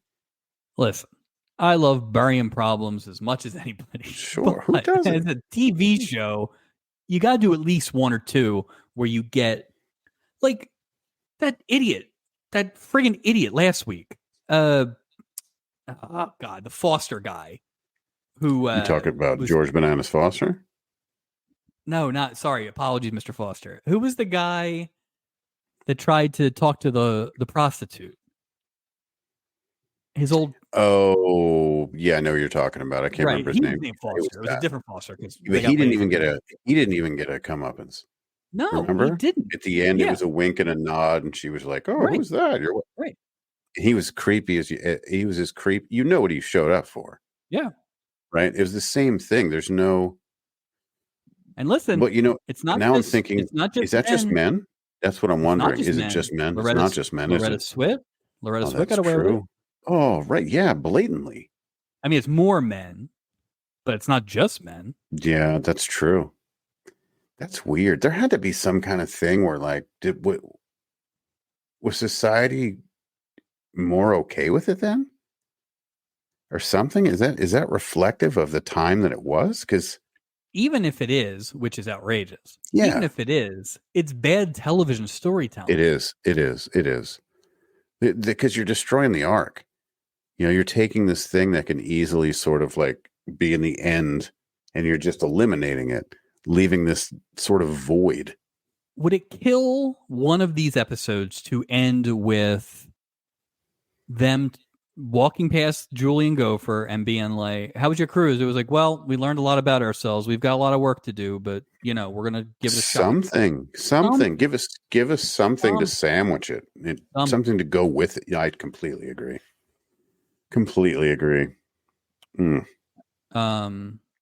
Lee runs back to get his bags. Cora and Herman show up, and Cora's all ready to spill the beans, and Lorraine's like, "No, I already know." Cora's like, "Oh, the wives are always the last to know," and then we get a nice button on Herman talking to that blonde girl from the beginning. Herman's great. Summerhill thanks Stubing for talking to Vanessa. I mean, he didn't really say anything, but sure. Yeah, stay away from Vanessa, Gopher. She got you fired. Slade was right. And hired back. Stay away.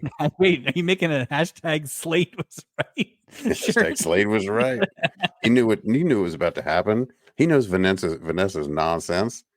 All her socialist views. Yeah, Person he win? was like everyone was reading it wrong. His tone might have sounded like, "You better get him away." He's like, "Whew, you better get him away from her."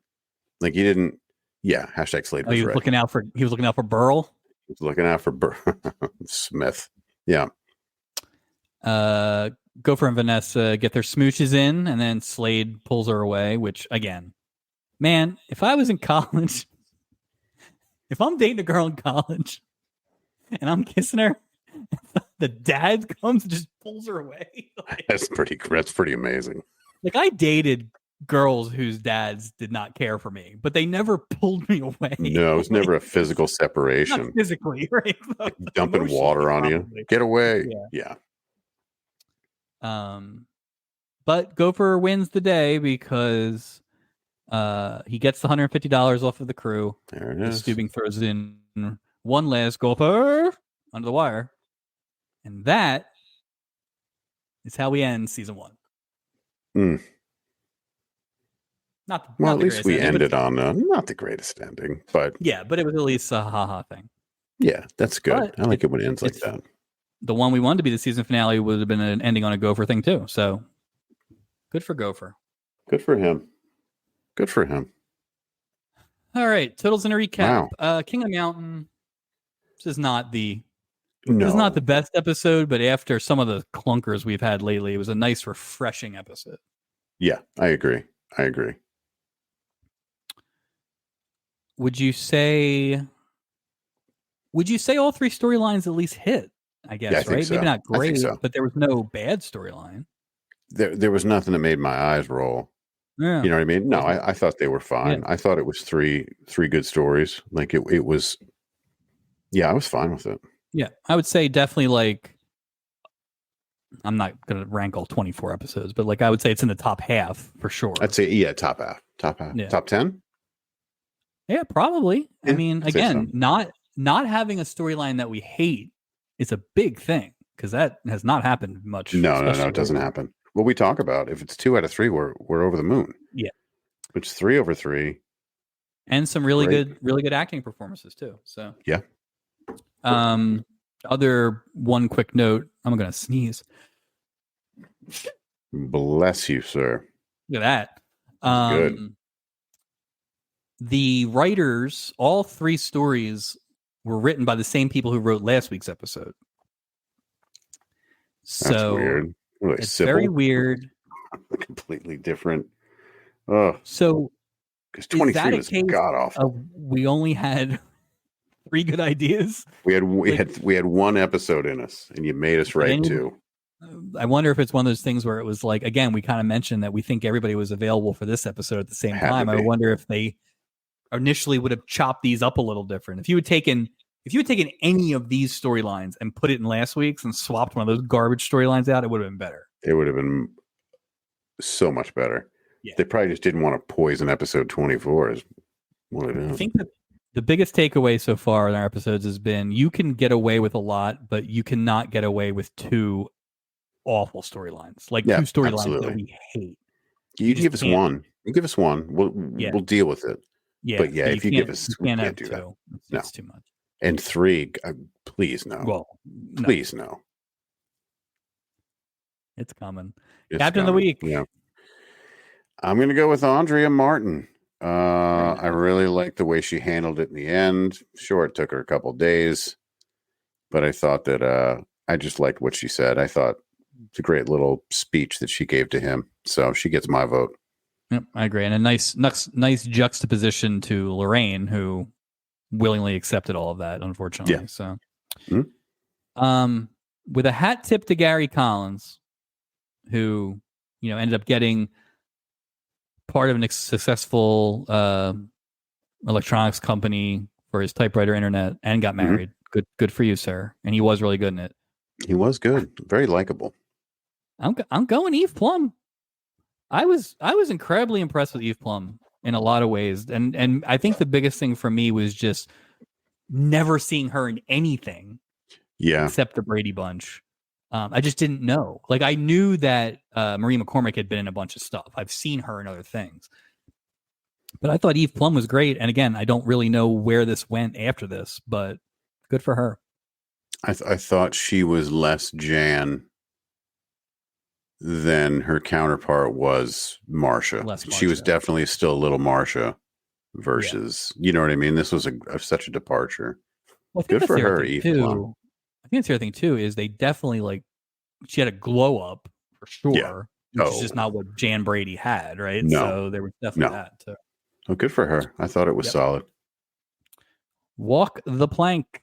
Ugh. Cora Bass walked the plank immediately. She was just miserable. I get what she was doing, but it's just the most annoying person in the world. And no one would be happier if she walked the plank than Herman. Herman's going to be on that first trained blonde lady. Of course. What about you? Who did you have? Herman, he's doing well. He's doing well with this blonde lady, it seems like. Yeah. And he's just just shoot me. I am going with the treatment of adultery and comeuppance, the conversation we already had. Fair enough. That's my walk the plank. I will give a special shout out to Slade Summerhill, who sucked. Slade was right. Yeah. And maybe here's one of your t-shirts that you can wear at ProjectCon. I was shipping Burl-Nessa. I was shipping Burl-Nessa a lot. So Slade was always cock blocking that. So. Burl-Nessa. Oh, that's funny. That's totals and a recap for this week. Wow. Plugs. Anything to plug, sir? Hitting season on the Patreon. Absolutely hammered. We're doing the Phillies every week now, every Wednesday, throughout the season. So we are recording this a little early, but I'm sure the Phillies are having an undefeated April. And so you can listen to us jabber on about that. Excellent. You can find us. We are on Instagram, Love Boat Project on Instagram. We have a Facebook group, Love Boat Project, on Facebook.com. You can find us on YouTube, the Love Boat Project, for our video episodes. And you can find us and listen to us anywhere you can find audio podcasts, iTunes, Spotify, Google Music, and many, many more. Mike. And the rest. And the rest. All right, but let's get to our favorite part of the week. It's the favorite part of the week. Man. We issued some challenges to our Canadian listeners. We were looking for the Canadian Walk of Fame. So let's check the old mailbag. No mail. Oh. You can email us at the Love Boat Project, loveboatproject@gmail.com. Come on, Canada. See you, Saskatoon. We see you, Saskatoon. Hey, Wisconsin, you can email too. Don't let Canada beat you. Come on. It's weird. So there's no tease. I have no episode to talk about. What? There's no. Well, our next. I don't know what to do here. Our next proper episode will be on May 20th. That'll be the start of season 2. It is a 2-parter, and all I know is that it's titled Marooned. Ooh. Dun, dun, dun. Oh, excellent. But before we get to season 2, our next episode will be the first annual Stubby Awards. That'll be coming to you in 2 weeks. We will be giving out, I believe, in upwards of 16 to 17 awards for the season. We'll have some normal categories, such as, best crew member and best one-time crew member and best performances. And we'll also have some other ones like, best old and best villain, and all your favorites will be there. So it's a good episode if you have been paying attention to us this whole season. It's a good episode if you haven't. It's a good one to catch up on. But we will be doing that in a couple of weeks. Black tie. For sure. Formal event. Yep. Looking forward to that. What a great way to. We are done season 1. Season 1. Amazing. Congratulations, Mike. This is amazing. Well, remember the first episode where I was introduced by you? The first episode I was introduced by you as your guest. Yeah. And I never look at us now. He never left. He's still here. Well, we will see you on the Stubbies in 2 weeks. Thanks again for joining us. Until next time.